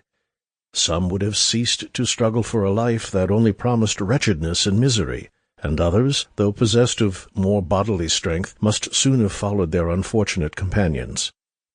Even in our present situation we were most deplorable objects, but the hopes of a speedy relief kept up our spirits. For my own part, incredible as it may appear, I felt neither extreme hunger nor thirst. My allowance contented me, knowing that I could have no more. Thursday, the 4th. I served 1/25 of a pound of bread and an allowance of water for breakfast, and the same for dinner, with an addition of 6 oysters to each person. At noon, latitude observed 10 degrees 48 minutes south. Course since yesterday noon, south 81 degrees west, distance 111 miles. Longitude by account from Shoal Cape, 1 degree 45 minutes west. A strong trade wind at east-southeast with fair weather. This day we saw a number of water snakes that were ringed yellow and black, and towards noon we passed a great deal of rockweed. Though the weather was fair, we were constantly shipping water, which kept 2 men always employed to bail the boat. Friday, the 5th. At noon I observed in latitude 10 degrees 45 minutes south. Our course since yesterday, west 1/4 north, 108 miles. Longitude made 3 degrees 35 minutes west. 6 oysters were, as yesterday, served to each man, in addition to the usual allowance of bread and water. In the evening a few boobies came about us, one of which I caught with my hand. The blood was divided among 3 of the men who were weakest, but the bird I ordered to be kept for our dinner the next day. Served 1/4 of a pint of water for supper, and to some who were most in need, 1/2 a pint. In the course of the night, being constantly wet with the sea, we suffered much cold and shiverings. Saturday, the 6th. At daylight I found that some of the clams which had been hung up to dry for sea store were stolen, but everyone solemnly denied having any knowledge of it. This forenoon we saw a gannet, a sandlark, and some water snakes, which in general were from 2 to 3 feet long. The usual allowance of bread and water was served for breakfast, and the same for dinner with the bird, which I distributed in the usual way, of "Who shall have this?" I propose to make Timor about the latitude of 9 degrees 30 minutes south, or 10 degrees south. At noon I observed the latitude to be 10 degrees 19 minutes south, course north 77 degrees west, distance 117 miles. Longitude made from the Shoal Cape, the north part of New Holland, 5 degrees 31 minutes west. In the afternoon I took an opportunity of examining our store of bread, and found remaining 19 days' allowance, at the former rate of serving 1/25 of a pound 3 times a day. Therefore, as I saw every prospect of a quick passage, I again ventured to grant an allowance for supper, agreeable to my promise at the time it was discontinued. Sunday, the 7th. We passed the night miserably wet and cold, and in the morning I heard heavy complaints. The sea was high and breaking over us. I could only afford the allowance of bread and water for breakfast, but for dinner I gave out an ounce of dried clams to each person, which was all that remained. At noon I altered the course to the west-northwest to keep more from the sea, as the wind blew strong.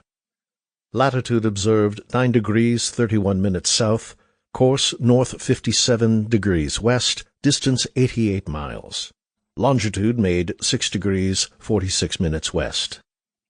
The sea ran very high all this day, and we had frequent showers of rain so that we were continually wet, and suffered much cold in the night. Mr. Ledward, the surgeon, and Lawrence Lebogue, an old hardy seaman, appeared to be giving way very fast. I could only assist them by a teaspoonful or two of wine which I had carefully saved, expecting such a melancholy necessity. Monday, the 8th. Wind at southeast. The weather was more moderate than it had been for some days past. A few gannets were seen. At noon I observed in 8 degrees 45 minutes south, course west-northwest 1/4 west, 106 miles. Longitude made 8 degrees 23 minutes west. The sea being smooth, I steered west by south. At 4 in the afternoon we caught a small dolphin, which was the first relief of the kind that we obtained. I issued about 2 ounces to each person, including the offals, and saved the remainder for dinner the next day. Towards evening the wind freshened, and it blew strong all night, so that we shipped much water and suffered greatly from the wet and cold. Tuesday, the 9th. At daylight, as usual, I heard much complaining, which my own feelings convinced me was too well-founded. I gave the surgeon, the Lebogue, a little wine, but I could afford them no farther relief except encouraging them with hopes that a very few days longer, at our present fine rate of sailing, would bring us to Timor. Gannets, boobies, men of war, and tropic birds were constantly about us. Served the usual allowance of bread and water, and at noon we dined on the remains of the dolphin, which amounted to about an ounce per man. I observed the latitude to be 9 degrees 9 minutes south, longitude made 10 degrees 8 minutes west, course since yesterday noon, south 76 degrees west, distance 107 miles. This afternoon I suffered great sickness from the nature of part of the stomach of the fish which had fallen to my share at dinner. At sunset, served an allowance of bread and water for supper. Wednesday, the 10th. In the morning, after a very comfortless night, there was a visible alteration for the worse in many of the people which gave me great apprehensions. An extreme weakness, swelled legs, hollow and ghastly countenances, a more than common inclination to sleep, with an apparent debility of understanding, seemed to me the melancholy presages of an approaching dissolution. The surgeon, and Lebogue in particular, were most miserable objects. I occasionally gave them a few teaspoonfuls of wine out of the little that remained, which greatly assisted them. The hopes of being able to accomplish the voyage was our principal support.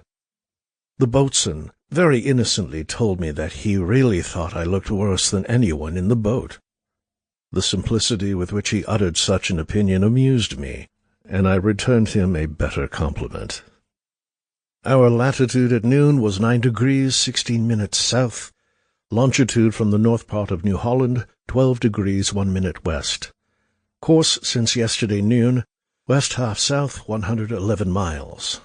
Birds and rockweed showed that we were not far from land, but I expected such signs here as there are many islands between the east part of Timor and New Guinea. The night was more moderate than the last. Thursday, the 11th. Everyone received the customary allowance of bread and water, and an extra allowance of water was given to those who were most in need. At noon I observed in latitude 9 degrees 41 minutes south, course 77 degrees west, distance 109 miles. Longitude made 13 degrees 49 minutes west. I had little doubt of having now passed the meridian of the eastern part of Timor, which is laid down in 128 degrees east. This diffused universal joy and satisfaction. In the afternoon we saw gannets and many other birds, and at sunset we kept a very anxious lookout. In the evening we caught a booby which I reserved for our dinner the next day. Friday, the 12th. At 3 in the morning, with an excess of joy, we discovered Timor bearing from west-southwest to west-northwest, and I hauled on a wind to the north-northeast till daylight, when the land bore from southwest by south to northeast by north. Our distance from the shore, 2 leagues. It is not possible for me to describe the pleasure which the blessing of the sight of this land diffused among us. It appeared scarce credible to ourselves that in an open boat, and so poorly provided, we should have been able to reach the coast of Timor in 41 days after leaving Tofoa, having in that time run by our log a distance of 3,618 miles, and that, notwithstanding our extreme distress, no one should have perished in the voyage. I have already mentioned that I knew not where the Dutch settlement was situated, but I had a faint idea that it was at the southwest part of the island. I therefore, after daylight, bore away alongshore to the south-southwest, which I was the more readily induced to do so, as the wind would not suffer us to go towards the northeast without great loss of time. The day gave us a most agreeable prospect of the land, which was interspersed with woods and lawns, the interior part mountainous, but the shore low. Towards noon the coast became higher with some remarkable headlands. We were greatly delighted with the general look of the country, which exhibited many cultivated spots and beautiful situations. But we could only see a few small huts, whence I concluded that no European resided in this part of the island. Much sea ran on the shore, which made landing impracticable. At noon we were abreast of a high headland.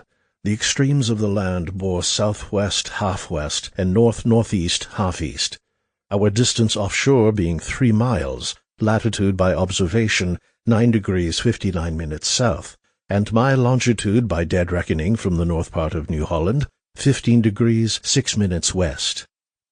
With the usual allowance of bread and water for dinner, I divided the bird we had caught the night before, and to the surgeon and Lebogue I gave a little wine. The wind blew fresh at east and east-southeast with very hazy weather. During the afternoon we continued our course along a low shore covered with innumerable palm trees, called the fan palm from the leaf spreading like a fan. But here we saw no signs of cultivation, nor had the country so fine an appearance as to the eastward. This, however, was only a small tract, for by sunset it improved again, and I saw several great smokes where the inhabitants were clearing and cultivating their grounds. We had now run 25 miles to the west-southwest since noon, and were west 5 miles from a low point which, in the afternoon, I imagine had been the southernmost land. And here the coast formed a deep bend with low land in the bight that appeared like islands. The west shore was high, but from this part of the coast to the high cape which we were abreast of at noon, the shore is low, and I believe shoal. I particularly remark this situation because here the very high ridge of mountains that run from the east end of the island terminate, and the appearance of the country changes for the worse. That we might not run past any settlement in the night, I determined to preserve my station till the morning, and therefore brought to under a close-reefed foresail. We were here in shoal water, our distance from the shore being 1/2 league, the westernmost land in sight bearing west-southwest half-west. Served bread and water for supper, and, the boat lying to very well, all but the officer of the watch endeavoured to get a little sleep. Saturday, the 13th. At 2 in the morning we woke and stood on shore till daylight, when I found we had drifted during the night about 3 leagues to the west-southwest, the southernmost land in sight bearing west. On examining the coast and not seeing any sign of a settlement, we bore away to the westward, having a strong gale against a weather current, which occasioned much sea. The shore was high and covered with wood, but we did not run far before low land again formed the coast, the points of which opening at west, I once more fancied we were on the south part of the island. But at 10 o'clock we found the coast again inclining towards the south, part of it bearing west-southwest half-west. At the same time high land appeared in the southwest, but the weather was so hazy that it was doubtful whether the two lands were separated, the opening only extending one point of the compass. For this reason, I stood towards the outer land and found it to be the island Roti. I returned to the shore we had left, and brought to a grapnel in a sandy bay that I might more conveniently calculate my situation. In this place we saw several smokes where the natives were clearing their grounds. During the little time we remained here, the master and carpenter very much importuned me to let them go in search of supplies, to which at length I assented, but, not finding any other person willing to be of their party, they did not choose to quit the boat. I stopped here for no longer than for the purpose just mentioned, and we continued steering along shore. We had a view of a beautiful-looking country, as if formed by art into lawns and parks. The coast is low and covered with woods in which are innumerable fan palm trees that look like coconut walks. The interior part is high land, but very different from the more eastern parts of the island, where it is exceedingly mountainous, and to appearance the soil better. At noon, the island Roti bore southwest by west 7 leagues. I had no observation for the latitude, but by account we were in 10 degrees 12 minutes south. Our course since yesterday noon being south 77 degrees, west 54 miles. The usual allowance of bread and water was served for breakfast and dinner, and to the surgeon and Lebogue I continued to give wine. We had a strong breeze at east-southeast with hazy weather all the afternoon. At 2 o'clock, having run through a very dangerous breaking sea, the cause of which I attributed to be a strong tide setting to windward and shoal water, we discovered a spacious bay or sound with a fair entrance about 2 or 3 miles wide. I now conceived hopes that our voyage was nearly at an end, as no place could appear more eligible for shipping or more likely to be chosen for a European settlement. I therefore came to a grapnel near the east side of the entrance in a small sandy bay, where we saw a hut, a dog, and some cattle, and I immediately sent the boatswain and gunner away to the hut to discover the inhabitants. The southwest point of the entrance bore west half south 3 miles. The southeast point south by west 3/4 of a mile, and the island Roti from south by west 1/4 west to southwest 1/4 west about 5 leagues. While we lay here I found the ebb came from the northward, and before our departure the falling of the tide discovered us to a reef of rocks about 2 cables' length from the shore. The whole being covered at high water renders it dangerous.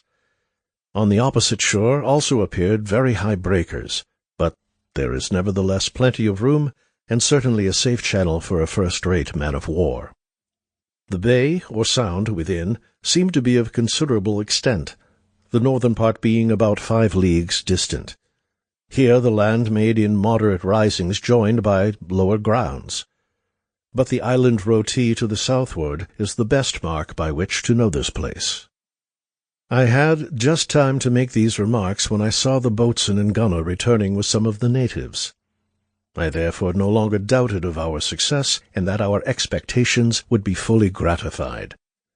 They brought 5 Indians, and informed me that they had found 2 families where the women treated them with European politeness.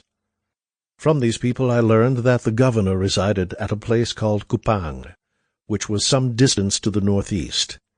I made signs for one of them to go in the boat and show us the way to Kupang, intimating that I would pay him for his trouble. The man readily complied and came into the boat. These people were of a dark tawny color, had long black hair, and chewed a great deal of betel.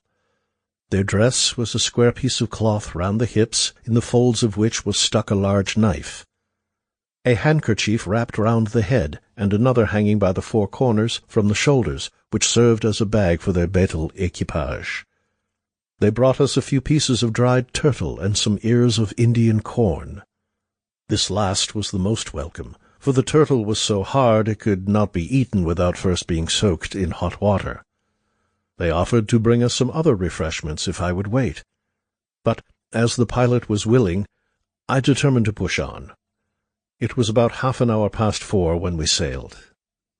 By direction of the pilot, we kept close to the east shore under all our sail. But as night came on, the wind died away, and we were obliged to try at the oars, which I was surprised to see we could use with some effect. At 10 o'clock, finding we advanced but slowly, I came to a grapnel, and for the first time I issued double allowance of bread and a little wine to each person. Sunday, the 14th. At 1 o'clock in the morning, after the most happy and sweet sleep that ever men enjoyed, we weighed and continued to keep the east shore on board in very smooth water.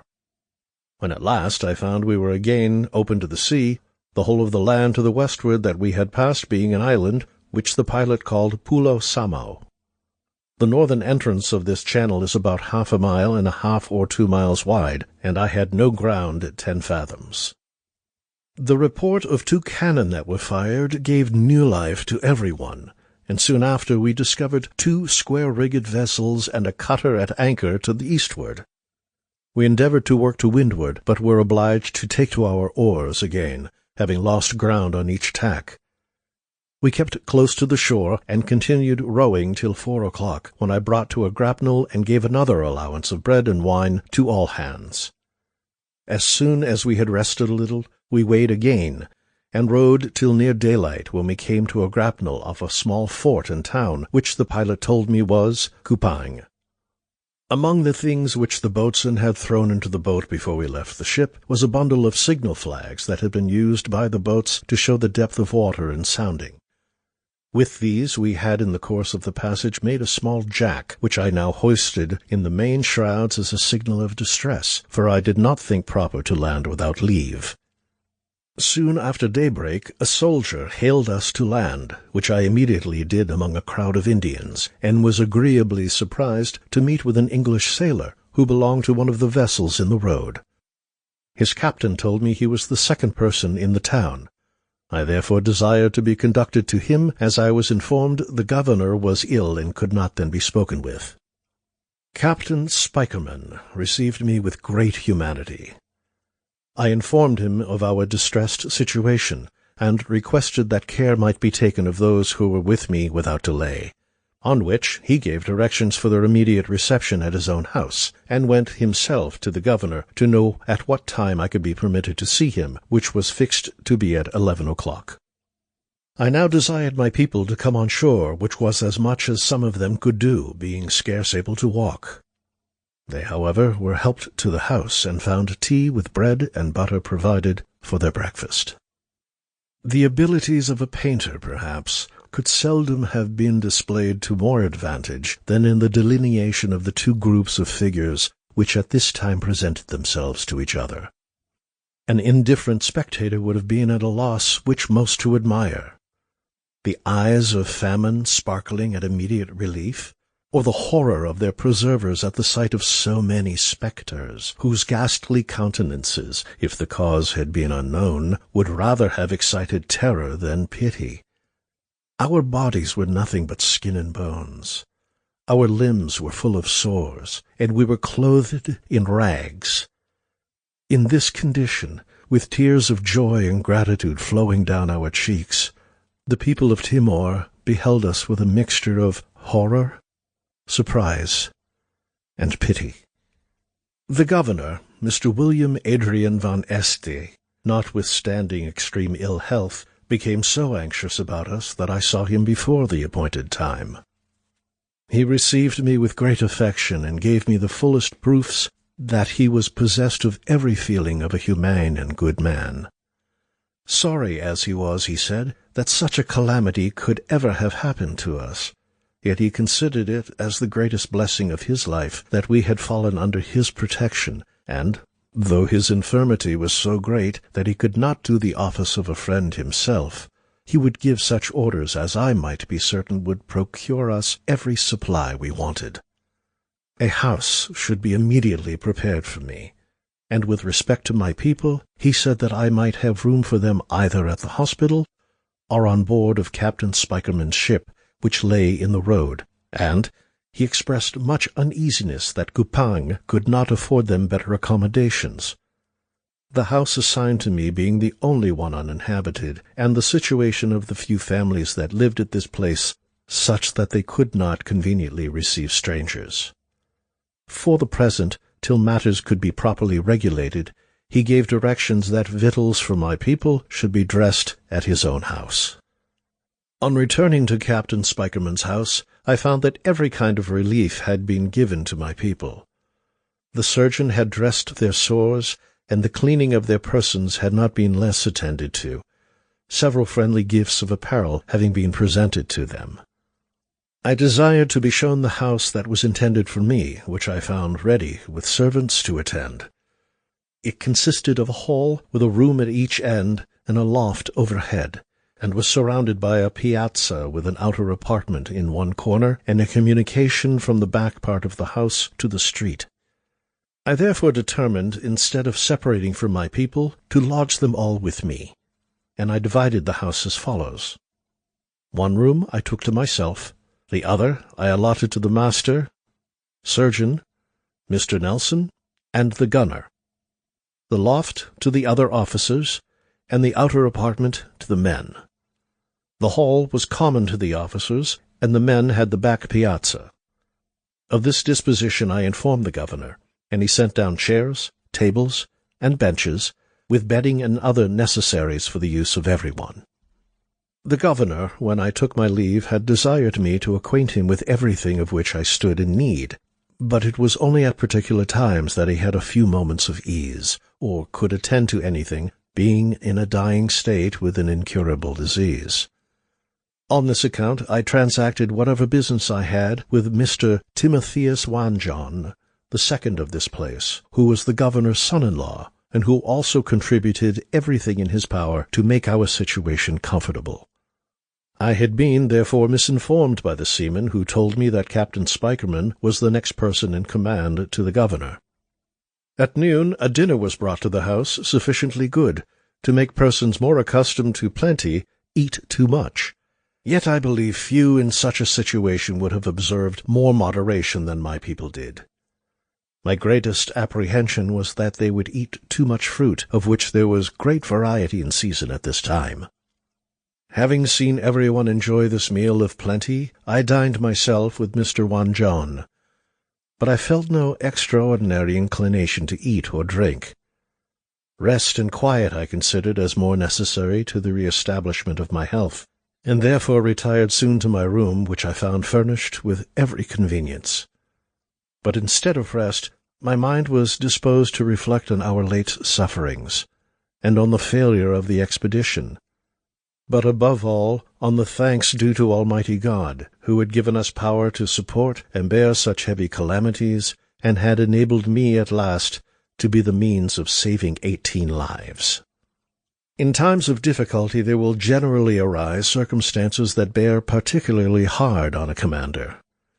In our late situation it was not the least of my distresses to be constantly assailed with the melancholy demands of my people for an increase of allowance, which it grieved me to refuse. The necessity of observing the most rigid economy in the distribution of our provisions was so evident that I resisted their solicitations and never deviated from the agreement we made at setting out. The consequence of this care was that at our arrival we still had remaining sufficient for 11 days at our scanty allowance, and if we had been so unfortunate as to have missed the Dutch settlement at Timor, we could have proceeded to Java, where I was certain that every supply we wanted could be procured. Another disagreeable circumstance to which my situation exposed me was the caprice of ignorant people.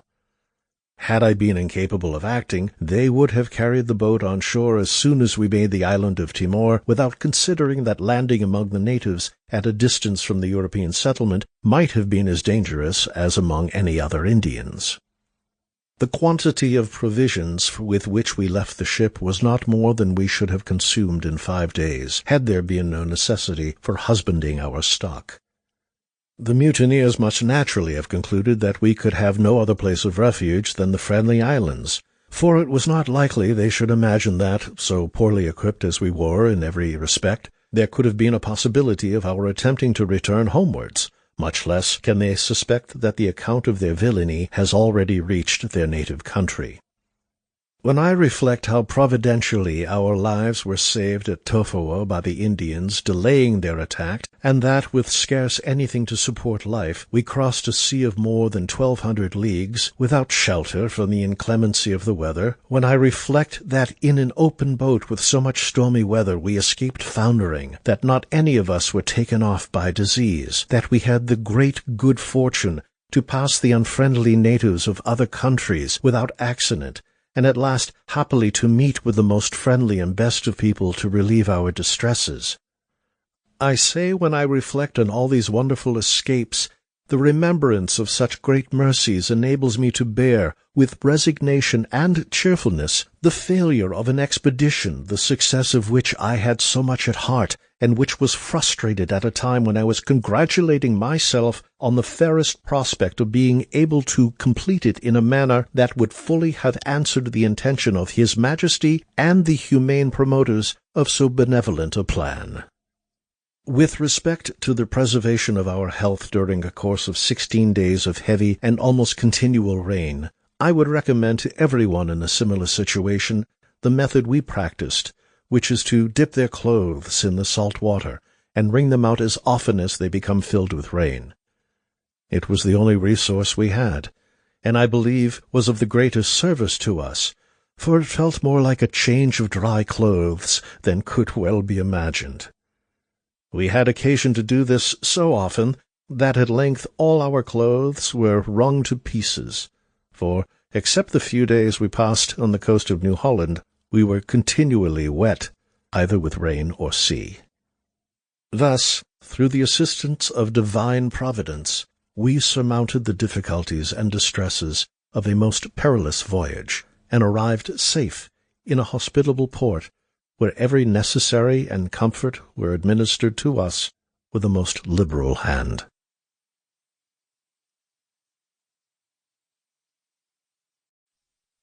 At Kupang, June 1789. Timor. From the great humanity and attention of the governor and the gentlemen at Kupang, we received every kind of assistance, and were not long without evident signs of returning health. Shortly after our arrival, I presented to the governor a formal account of the loss of the Bounty, and a requisition in His Majesty's name that instructions might be sent to all Dutch settlements to stop the ship if she made her appearance. With this, a complete descriptive list of the mutineers was given. I likewise requested in one of my first visits to the governor that Nelson might have permission to walk about the country in search of plants, which was readily granted with an offer of whatever assistance I should think necessary. And the governor assured me that the country was well worth examination, as it abounded with many curious and medicinal plants. From this indulgence I derived no benefit, for Nelson, who, since we left New Holland, had been but in a weak condition, about this time was taken ill in consequence of a cold caused by imprudently leaving off warm clothing. To secure our arrival at Batavia before the October fleet sailed for Europe, I gave public notice of my intention to hire a vessel to carry us to Batavia. In consequence of this notice, several offers were made, but none that I thought reasonable, which determined me to purchase a small schooner in the road that was 34 feet long, for which I gave 1,000 rix-dollars, and fitted her for sea under the name of His Majesty's schooner Resource. As the coast of Java is frequently infested with small piratical vessels, it was necessary that we should be provided with the proper means of defense. In this I was assisted by the friendship of Mr. Wanjon, who supplied me with 4 brass swivels, 14 stand of small arms, and ammunition, which he obligingly let me have as a loan to be returned at Batavia. June the 20th. On the 20th of July, I had the misfortune to lose Mr. David Nelson. He died of an inflammatory fever. The loss of this honest man I very much lamented. He had with great care and diligence attended to the object for which he was sent, and had always been ready to forward every plan that was proposed for the good of the service in which we were engaged. He was not less useful in our voyage hither, in the course of which he gave me great satisfaction by the patience and fortitude with which he conducted himself. July the 21st. This day I was employed attending the funeral of Mr. Nelson. The corpse was carried by 12 soldiers dressed in black, preceded by the minister. Next followed myself and the second governor. Then 10 gentlemen of the town and the officers of the ships in the harbor, and after them my own officers and people. After reading our burial service, the body was interred behind the chapel, in the burying ground appropriated to the Europeans of the town. I was sorry I could get no tombstone to place over his remains. This was the second voyage Mr. Nelson had undertaken to the South Seas, having been sent out by Sir Joseph Banks to collect plants, seeds, etc., in Captain Cook's last voyage. And now, after surmounting so many difficulties, and in the midst of thankfulness for his deliverance, he was called upon to pay the debt of nature at a time least expected. August the 20th. Our schooner being victualled and ready for sea, on the 20th of August I took an affectionate leave of the hospitable and friendly inhabitants of Kupang, and embarked. In the afternoon we sailed, having the launch which had so much contributed to our preservation in tow. We exchanged salutes with the fort and shipping as we ran out of the harbor. The town of Kupang is situated in a great bay which is an excellent road for shipping. The latitude of the town is 10 degrees 12 minutes south. According to the Dutch charts, it is in 121 degrees 51 minutes east longitude. Taking the mean between the longitude by my reckoning on our arrival at Kupang, and the longitude afterwards, calculated from our run to Batavia, gives me for the longitude of Kupang 124 degrees 41 minutes east. The settlement was formed in the year 1630, and is the only one the Dutch have on the island Timor. They have residents in different parts of the country.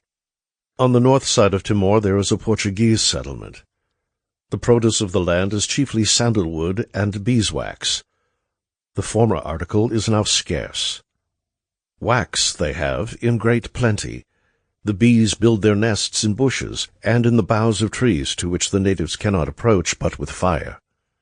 The honey is put into jars, and the wax is run into blocks of 3 feet in length and from 12 to 15 inches square.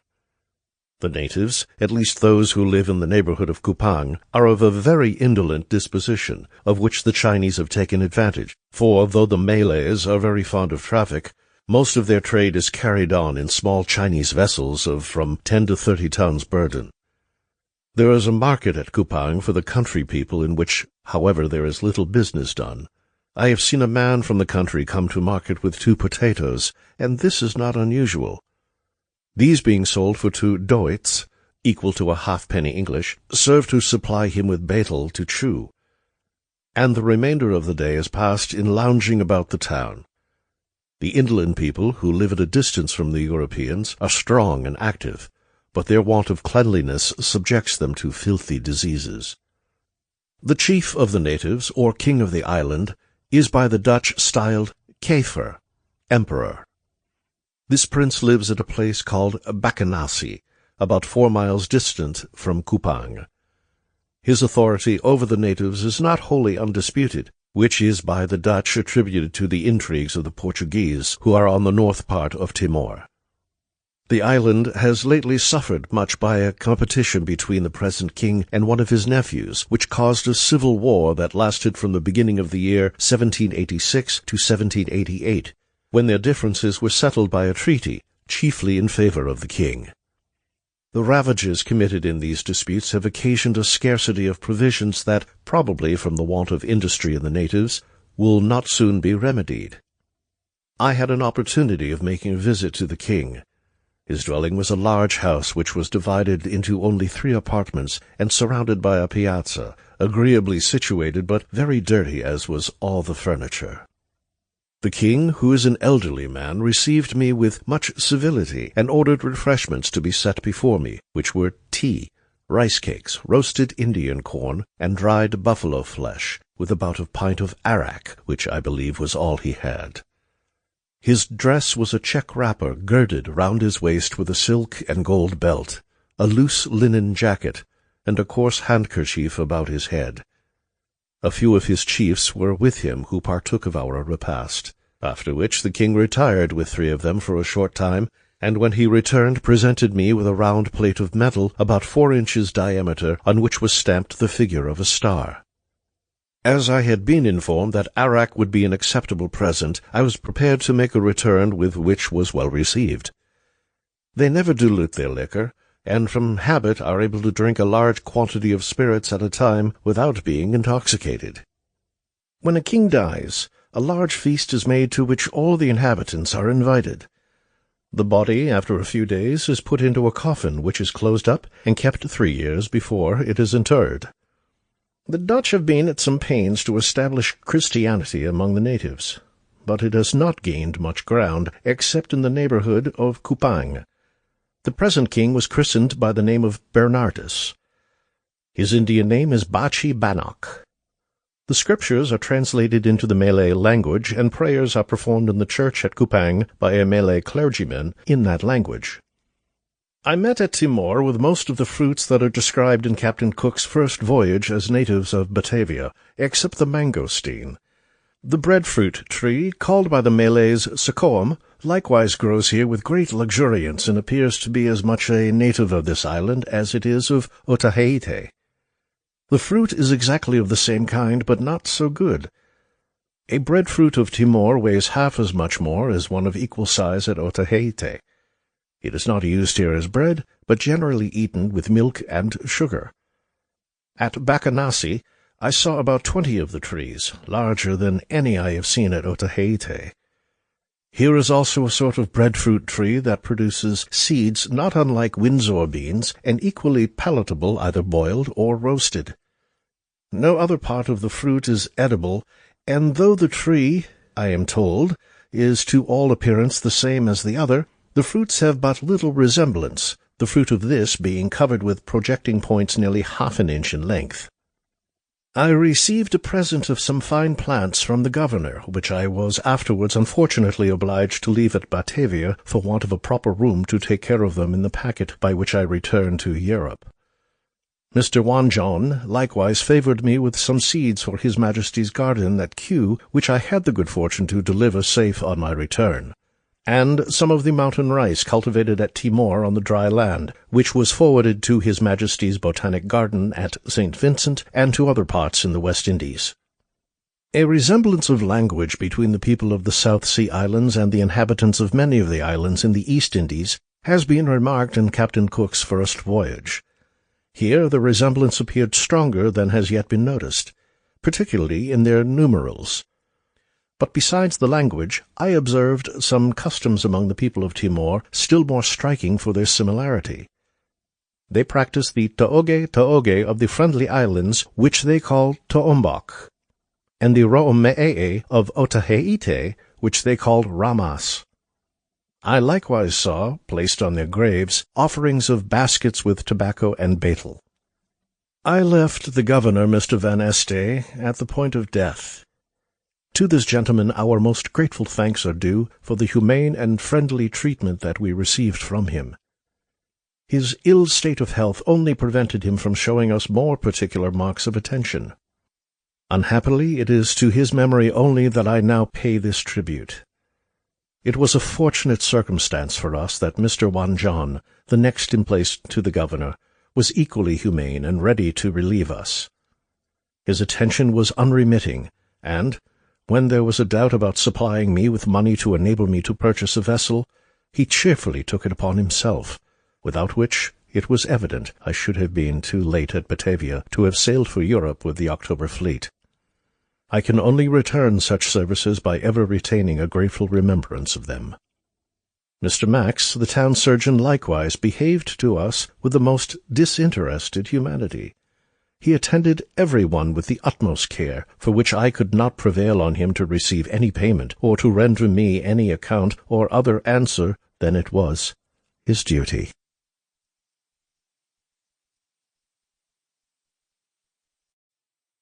From Timor to Batavia. August, 1789. Tuesday, the 20th. From Kupang we steered northwest by west, having a moderate breeze at southeast with fair weather. Saturday, the 22nd. At daylight, we saw the island Flores to the northward. At noon, latitude observed 9 degrees 27 minutes south, and longitude, by account from Kupang, 2 degrees 10 minutes west. Our distance from the coast of Flores was about 10 leagues, and 2 high-peaked mountains bore north-half-east and north-northwest. These 2 mountains resemble each other in shape, and the westernmost is a volcano. The interior parts of Flores are mountainous and woody, but near the sea-coast is a fine open country. A Dutch map with which I was provided places the south part of Flores in 9 degrees 3 minutes south, which I am of opinion is too far south. We steered along the south side of Flores, mostly with light winds and hazy weather, so that we did not constantly keep sight of the coast. Tuesday, the 25th. At noon, we were off Torrens Island, which bore northwest by north 3 or 4 leagues distant.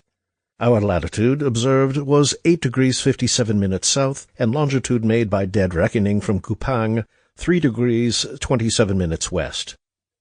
Torrens Island is about 4 leagues in circuit and has a craggy and uneven appearance. There is a curious high peak on the southwest part. The land near the shore is low and woody. Thursday, the 27th. On the 27th at noon, we were near the entrance of the Straits of Mangaran, which, not appearing so open and clear as represented in the map, I steered for the Straits of Sapi, intending to pass through, but was obliged to give up this plan by strong currents setting to the southeast, which there was not sufficient wind to enable us to stem. Saturday, the 29th. I therefore again stood for the Straits of Mangaran, which we ran through in the afternoon of the 29th, being favoured with a fresh breeze from the south-southeast. On our first entering the straits, we got close to the Flores shore. Our course through was north-half-east. We tried for soundings, but could not anywhere find bottom at 25 and 30 fathoms depth. On the Flores side there are as many good harbours and bays where vessels may anchor, but the country hereabouts appears burnt up and desolate. I had no azimuth compass, and consequently could not observe very accurately the variation, but I believe there is so little in Mangaran Straits that no great error will be occasioned by considering the true and magnetic bearings to be the same. When we had passed the straits, we kept to the westward, running along the north side of the island Sumbawa, where there is a very high mountain near the coast, at the foot of which, I am informed, are many runs of good water, conveniently situated for ships to supply themselves. The latitude of the north part of Sumbawa I make by my observations and bearings to be 8 degrees 6 minutes south, which differs very little from the Dutch charts. Monday, the 31st. In the night of the 31st, several prows were rowing about us, on which account we kept all night under arms. September, Thursday, the 3rd. This and the 2 following days we were sailing along the north side of the island Lombok, on which is a high mountain. Most of the islands in this route are distinguished by high mountains. Lombok appears to be well clothed with wood. In the nights we saw fires upon the highlands at a distance from the coast. Sunday, the 6th. In the afternoon we saw the high land of Cape Sandana, which is the northeast part of Java. Monday, the 7th. The next day we were off Cape Sandana, which is a low cape projecting from the high land already mentioned. This cape is placed by the Dutch maps in 7 degrees 52 minutes south. But according to my observation and our estimated distance from the land, I make it in 7 degrees 46 minutes south latitude. The longitude by my dead reckoning from Kupang to Cape Sandana was 11 degrees 33 minutes west. Thursday, the 10th. We steered to the westward along the coast of Java, and on the 10th at noon we anchored off Pasirvang, a Dutch settlement on the coast of Java, in 2 fathoms, distant from the shore half a league, the entrance of the river bearing southwest. The coast hereabouts so is shoal that large ships are obliged to anchor 3 or 4 miles from the land. As soon as we were at anchor, I got in my boat and went on shore. The banks of the river near the entrance were mud, on which grew a few mangrove bushes. Among them we saw hogs running, and many were laying dead in the mud, which caused a most intolerable stench and made me heartily repent having come here. But after proceeding about a mile up the river, the course of which was serpentine, we found a very pleasant country, and landed at a small and well-constructed fort, where I was received in a friendly and polite manner by Mr. Adrian Van Rye, the commandant. By the return of the boat, I sent on board a small bullock and other provisions. I likewise took a pilot to conduct us to Surabaya. The houses at Pasirvang are neatly built, and the country appears to be well cultivated. The produce of this settlement is rice, of which they export large quantities. There are but few Dutch here. The Javanese are numerous, and their chief lives with considerable splendor. They have good roads, and posts are established along the coast, and it appears to be a busy and well-regulated settlement. Latitude 7 degrees 36 minutes south, longitude 1 degree 44 minutes west of Cape Sandana. Friday, the 11th. The next day, about noon, we sailed. Saturday, the 12th. And on the 12th in the evening, anchored in Surabaya Road in 7 fathoms. The flagstaff bearing south 1/4 west, distance from the shore 1 mile. We found riding here 7 square-rigged and several smaller vessels. It was too late when we anchored to send a boat on shore. Sunday, the 13th. The next morning before daylight, 3 guard-boats stationed themselves near us, and I was informed that I must not land or send a boat on shore.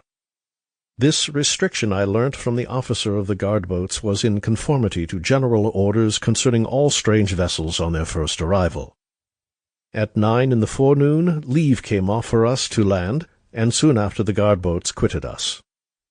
I was received on shore with great civility and friendship by the governor, or Opperhoofd, Mr. Ant Barquet, and the commandant of the troops, Mr. de Bose. By these gentlemen I was hospitably entertained, and advised to remain till the 16th, when some vessels were to sail, with whom I might keep company, which they recommended on account of pirates. Surabaya is one of the most pleasant places I ever saw. It is situated on the banks of a river, and is 1.5 miles distant from the seashore, so that only the flagstaff can be seen from the road. The river is navigable up to the town for vessels of 100 tons burden, and the bank on one side is made convenient for tracking. The Chinese carry on a considerable trade here, and have a town or camp on the side of the river opposite to Surabaya. The country near the town is flat, and the soil light, so that they plough with a single bullock or buffalo, carabao. The interior parts of the country near the mountains are infested with a breed of fierce tigers, which makes travelling inland very dangerous. They have here a breed of horses, which are small, but they are handsome and strong. The Javanese in this neighbourhood are numerous. Mr. Barquet and Mr. de Bose took me with them to pay a visit or two of the principal natives, whom we found attended by a number of men armed with pikes in great military order. We were entertained with a concert of music. The instruments were gongs, drums, and a fiddle with 2 strings. I hired a pilot here to carry us to Batavia.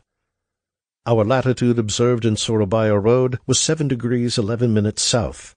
Longitude made from Cape Sandana 1 degree 52 minutes west. Thursday, the 17th. On the 17th we sailed from Surabaya in company with 3 praus. At noon we anchored at Crissy, which is a town with a small fort belonging to the Dutch. We remained here about 2 hours, and then weighed. Latitude of Crissy 7 degrees 9 minutes south, longitude from Cape Sandana 1 degree 55 minutes west. The navigation through the Straits of Madura is so intricate that with the little opportunity I had, I am unable to undertake a description of it. Friday, the 18th. The next day, having passed the straits, we bore away to the westward along the coast of Java in company with the praus before mentioned. Tuesday, the 22nd. We had regular soundings all the way to Samarang, off which place we anchored on the 22nd in the afternoon. The church bearing southeast. Distance from the shore, 1/2 league. Depth of water, 2 fathoms. The shoalness of the coast here makes the road of Samarang very inconvenient, both on account of the great distance that large ships, of which there were several in the road, are obliged to lay from the shore, and of the landing which is in a river that cannot be entered before half flood.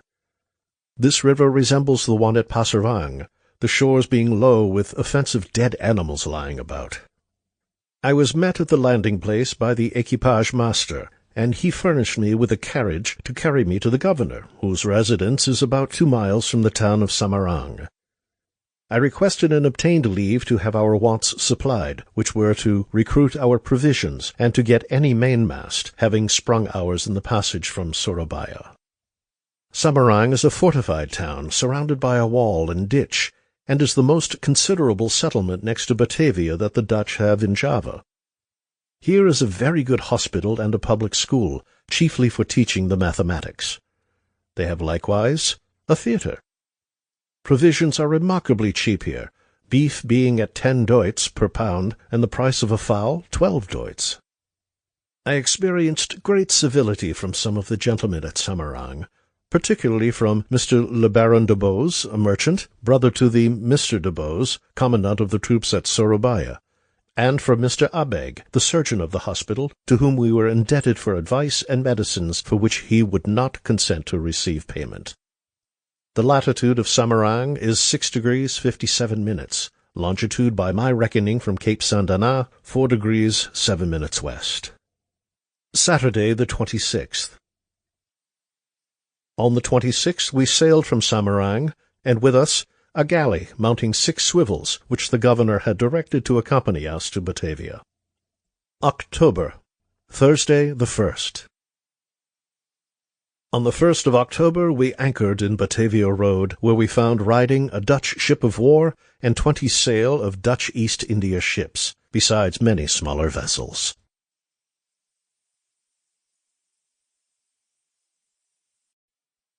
Occurrences at Batavia and passage thence to England. October, 1789. In the afternoon, at 4 o'clock, I went on shore and landed at a house by the river, where strangers first stop and give an account who they are, whence they came, etc. From this place a Malay gentleman took me in a carriage to Sabandar, Mr. Engelhard, whose house was in the environs of the city on the side nearest the shipping. The Sabandar is the officer with whom all strangers are obliged to transact their business. At least the whole must go through his hands. With him I went to pay my respects to the Governor-General, who received me with great civility. I acquainted His Excellency with my situation, and requested my people might be taken care of, and that we should be allowed to take a passage to Europe in the first ship that sailed. I likewise desired permission to sell the schooner and launch. All this His Excellency told me should be granted. I then took my leave and returned with the Sabandar, who wrote down the particulars of my wants in order to form from them a regular petition to be presented to the council the next day. I had brought from the governor of Kupang, directed for the Governor-General at Batavia, the account of my voyage and misfortune, translated into Dutch from an account that I had given to Mr. Van Este. So attentive had they been at Timor to everything that related to us. There is a large hotel at Batavia fitted up purposely for the accommodation of strangers, who are not allowed to reside at any other place. It is situated near the great river in a part of the city that is reckoned the most airy and healthy. Nevertheless, I found the air hot and suffocating, and was taken ill in the night with a violent pain in my head. Friday, the 2nd. The next morning at 9 the council sat, and I attended, accompanied by the Sabandar, and was informed that the council had complied with all I had requested. When I returned to the hotel, my headache increased, and a violent fever came on. I sent to acquaint the Sabandar of my situation, and was soon after attended by the head surgeon of the town hospital, Mr. Ansorp, by whose care and skill in less than 24 hours the fever considerably abated, but a severe headache continued. I had an invitation from the Governor-General to dine with him, which of course I was obliged to decline. I hired a carriage, which cost $3 per day for the benefit of taking an airing. My lodgings at the hotel were so close and hot that I desired the Sabandar to apply to the Governor-General for leave to hire a house in the country, which request His Excellency not only immediately complied with, but gave directions for my being accommodated at the house of the physician or Surgeon-General, Mr. Sparling. One of my people, Thomas Hall, being ill with the flux, I obtained leave for him to be sent to the country hospital, which is a convenient, airy building. Tuesday, the 6th. This morning at sunrise I left the hotel and was carried to Mr. Sparling's house, about 4 miles distant from the city, and near the convalescent hospital, which at this time had also sick men in it, the whole number of patients amounting to 800. I found everything prepared for my comfort and convenience.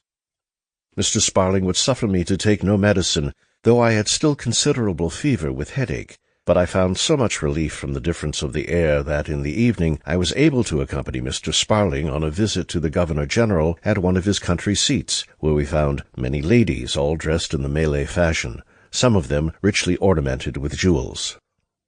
I had invitations from several gentlemen, and some very kindly pressed me to make their country houses my abode till my health should be re-established. My indisposition increasing, Mr. Sparling advised me to quit Batavia as speedily as possible, and represented the necessity of it to the Governor-General. I was informed from His Excellency that the homeward-bound ships were so much crowded that there would be no possibility of all my people going in one ship, and that they could be accommodated no other way than by dividing them into different ships. Seeing, therefore, that a separation was unavoidable, I determined to follow the advice of the physician, and, as a packet was appointed to sail for Europe on the 16th instant, I sent a request of the governor that I might be allowed to take a passage in her for myself, and as many of my people as they were able to receive. In answer to this, I was acquainted that myself and 2 more could be accommodated in the packet, she being too small to admit a greater number, but that I might rest assured of passages being provided for those that remained by the earliest opportunities. Friday, the 9th. This day anchored in the road the General Elliot, an English ship, commanded by Captain Lloyd. In the Straits of Banca he had met with some boats belonging to the East India Company's ship Vansittart, that was lost in the Straits of Billiton by having struck on a rock that went through her bottom. Captain Wilson, who commanded the Vansittart, I was informed, had just finished a survey of those straits, and was hoisting his boat in when the ship struck. Immediately on receiving the intelligence, Captain Lloyd, in the General Elliot, and another ship in company called the Nonsuch, sailed for the wreck. They found the ship had been burnt down to the water's edge by the Malays. They, however, saved 40 chests of treasure, out of 55 were said to have been on board. Most of the ship's company were saved. 1 man only was lost in the ship, and 5 others in a small boat were missing who were supposed to have taken some of the treasure. The greater part of the people went with Captain Wilson to China, and some were with Captain Lloyd. Saturday, the 10th. This morning, the resource was sold by public auction. The custom at Batavia is to begin high and to lower the price till some person bids, and the first bidder is the buyer. She was accordingly put up at 2,000 rix, but to my great disappointment no one offered to purchase before the auctioneer had lowered the demand to 295 rix, for which price she was sold, the purchaser being an Englishman, Captain John Eddy, who commanded an English ship from Bengal. If no strangers had been present at the sale, I imagine they would have let her run down to $200, in which case I should have had no alternative. The launch likewise was sold. The services she had rendered us made me feel great reluctance at parting with her, which I would not have done if I could have found a convenient opportunity of getting her conveyed to Europe. Little as the schooner had sold for, I found I was in danger of having the sum lessened, for the Sabandar informed me that by an order of the Council there was a duty on the sale of all vessels. With this demand I would by no means comply, for I thought I had sufficiently suffered in sustaining a loss of 705 rix out of 1,000 by the purchase and sale of the vessel, she having cost 1,000 rix. This day Thomas Hall, whom I had sent to be taken care of at the hospital, died. He had been ill of a flux from the time of our arrival at Timor. Monday, the 12th. I agreed with the captain of the packet for a passage to Europe for myself, my clerk, and a servant. The Sabandar informed me it was necessary that my officers and people should be examined before a notary respecting the loss of the bounty, as otherwise the governor and council were not legally authorized to detain her if she should be found in any of the Dutch settlements. They were therefore at my desire examined, and afterwards made affidavit before the governor and council at the Stadthouse. My officers complaining to me of the unreasonableness of some tradesmen's bills, I spoke to the Sabandar. A bill of $51 for 5 hats he reduced to $30, and in other articles made proportionable deductions. Paper money is the currency of Batavia, and is so understood in all bargains. At this time, paper was at 28% discount. There is likewise a difference in the value of the ducatoon, which at Batavia is 80 stivers, and in Holland only 63 stivers. This occasions a loss of 21.25% on remittance of money. It therefore follows that if any person at Batavia remits money by bills of exchange to Europe, they lose by the discount, and the exchange 49.25%. Those who have accounts to pay and can give unexceptionable bills on Europe will find a considerable saving by negotiating their bills with private people who are glad to give for them a premium of 20% at the least. This discovery I made somewhat too late to profit by. One of the greatest difficulties that strangers have to encounter is their being obliged to live at the hotel. This hotel was formerly 2 houses which, by doors of communication, have been made one. It is in the middle of a range of buildings more calculated for a cold country than for such a climate as Batavia. There is no free circulation of air, and what is equally bad, it is always very dirty, and there is great want of attendance. What they call cleaning the house is another nuisance, for they never use any water to cool it or to lay the dust, but sweep daily with brooms in such a manner that those in the house are almost suffocated by a cloud of dust. The months of December and January are reckoned the most unhealthy of the year, the heavy rains being then set in. The account of the seasons as given to me here, I believe, may be relied on. The middle of November, the west monsoon begins, and rain. December and January, continual rain with strong westerly wind. February, westerly wind. Towards the end of this month, the rain begins to abate. March, intervals of fine weather. Wind westerly. April. In this month the east monsoon begins. Weather generally fine with showers of rain. May. East monsoon fixed. Showery. June and July. Clear weather, strong east wind. August and September. Wind more moderate. October. In this month, the wind begins to be variable with showers of rain. The current is said always to run with the wind. Nevertheless, I found the reverse in sailing from Timor to Java. Between the end of October and the beginning of the ensuing year, no Dutch ship bound for Europe is allowed to sail from Batavia for fear of being near the Mauritius at the time of the hurricanes, which are frequent there in December and January. My illness prevented me from gaining much knowledge of Batavia. Of their public buildings I saw nothing that gave me so much satisfaction as their country hospital for seamen. It is a large, commodious, and airy building about 4 miles from the town, close to the side of the river, or rather, in the river. For the ground on which it stands has by labor been made an island of, and the sick are carried there in a boat. Each ward is a separate dwelling, and the different diseases are properly classed. They have sometimes 1,400 patients in it. At this time there were 800, but more than half of these were recovered and fit for service, of whom 300 were destined for the fleet that was to sail for Europe. I went through most of the wards, and there appeared great care and attention. The sheets, bedding, and linen of the sick were perfectly neat and clean. The house of the physician, Mr. Sparling, who has the management of the hospital, is at one extremity of the building, and here it was that I resided. To the attention and care of this gentleman, for which he would receive no payment, I am probably indebted for my life.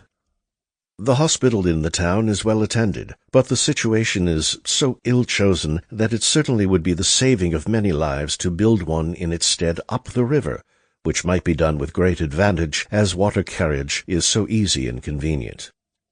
A great neglect in some of the commanders of the shipping here was suffering their people to go dirty, and frequently without frock, shirt, or anything to cover their bodies, which, besides being a public nuisance, must probably be productive of ill health in the most robust constitution. The Governor-General gave me leave to lodge all my people at the country hospital, which I thought a great advantage, and with which they were perfectly satisfied. The officers, however, at their own request, remained in the town. The time fixed for the sailing of the packet approaching, I settled my accounts with the Sabandar, leaving open the victualling account to be closed by Mr. Fryer, the master previous to his departure, who I likewise authorized to supply the men and officers left under his command with 1 month's pay to enable them to purchase clothing for their passage to England. I had been at great pains to bring living plants from Timor in 6 tubs, which contained jacks, nankas, carambolas, namnams, jambos, and 3 thriving breadfruit plants. These I thought might be serviceable at the Cape of Good Hope, if brought no farther. But I had the mortification of being obliged to leave them all at Batavia. I took these plants on board at Kupang on the 20th of August. They had experienced a passage of 42 days to my arrival here. The breadfruit plants died to the root, and sprouted afresh from thence. The carambolas, jacks, nankas, and namnams I had raised from the seed, and they were in fine order. No judgment can hence be formed of the success of transporting plants, as in the present trial they had many disadvantages. Friday, the 16th. This morning, being sunrise, I embarked on board the light packet, commanded by Captain Peter Couvret, bound for Middleburg. With me likewise embarked Mr. John Samwell, clerk, and John Smith, seaman. Those of our company who stayed behind, the governor promised me should follow in the first ships and be as little divided as possible. At 7 o'clock, the packet weighed and sailed out of the road. Sunday, the 18th. On the 18th, we spoke the Rambler, an American brig belonging to Boston, bound to Batavia. After passing the Straits of Sunda, we steered to the north of the Cocos Isles. These islands, Captain Couvret informed me, are full of coconut trees. There is no anchorage near them, but good landing for boats. Their latitude 12 degrees 0 minutes south, longitude 96 degrees 5 minutes east. In the passage to the Cape of Good Hope there occurred nothing worth remark. I cannot, however, forbear noticing the Dutch manner of navigating. They steer by true compass, or rather endeavor so to do by means of a small movable central card, which they set to the meridian, and whenever they discover the variation has altered 2½ degrees since the last adjustment, they again correct the central card. This is steering within 1/4 of a point without aiming at greater exactness. The officer of the watch likewise corrects the course for leeway by his own judgment before it is marked down in the log board. They have no log. I was told that the company does not allow it. Their manner of computing their run is by means of a measured distance of 40 feet along the ship's side. They take notice of any remarkable patch of froth when it is abreast the foremost end of the measured distance, and count half-seconds till the mark of froth is abreast the after end. With the number of half-seconds thus obtained, they divide the number 48, taking the product for the rate of sailing in geographical miles in 1 hour, or the number of Dutch miles in 4 hours. It is not unusual to make any allowance to the sun's declination on account of being on a different meridian from that for which the tables are calculated. They, in general, compute with the numbers just as they are found in the table. From all this, it is not difficult to conceive the reason why the Dutch are frequently above 10 degrees out in their reckoning. Their passages likewise are considerably lengthened by not carrying a sufficient quantity of sail. December 16th. In the afternoon we anchored in Table Bay. December 17th. The next morning I went on shore and waited on His Excellency, Mr. Van der Graaf, who received me in the most polite and friendly manner. The Guardian, commanded by Lieutenant Riou, had left the Cape about 8 days before with cattle and stores for Port Jackson. This day anchored in Table Bay the Astray, a French frigate, commanded by the Comte de Saint-Revel from the Isle of France, on board of which ship was the late governor, the Chevalier d'Entrecasteaux. Other ships that arrived during my stay at the Cape were a French 40-gun frigate, an East India ship, and a brig of the same nation. Likewise, 2 other French ships with slaves from the coast of Mozambique bound to the West Indies. A Dutch packet from Europe after a 4 months' passage, and the Harpy, a South Sea whaler with 500 barrels of spermaceti, and 400 of seal and other oils. There is a standing order from the Dutch East India Company that no person who takes a passage from Batavia for Europe in any of their ships shall be allowed to leave the ship before she arrives at her intended port, according to which regulation I must have gone to Holland in the packet. Of this I was not informed till I was taking leave of the Governor-General at Batavia, when it was too late for him to give the captain an order to permit me to land in the Channel. He, however, desired I would make use of his name to Governor Van der Graaf, who readily complied with my request and gave the necessary orders to the captain of the packet, a copy of which His Excellency gave to me, and at the same time recommendatory letters to people of consequence in Holland in case I should be obliged to proceed so far.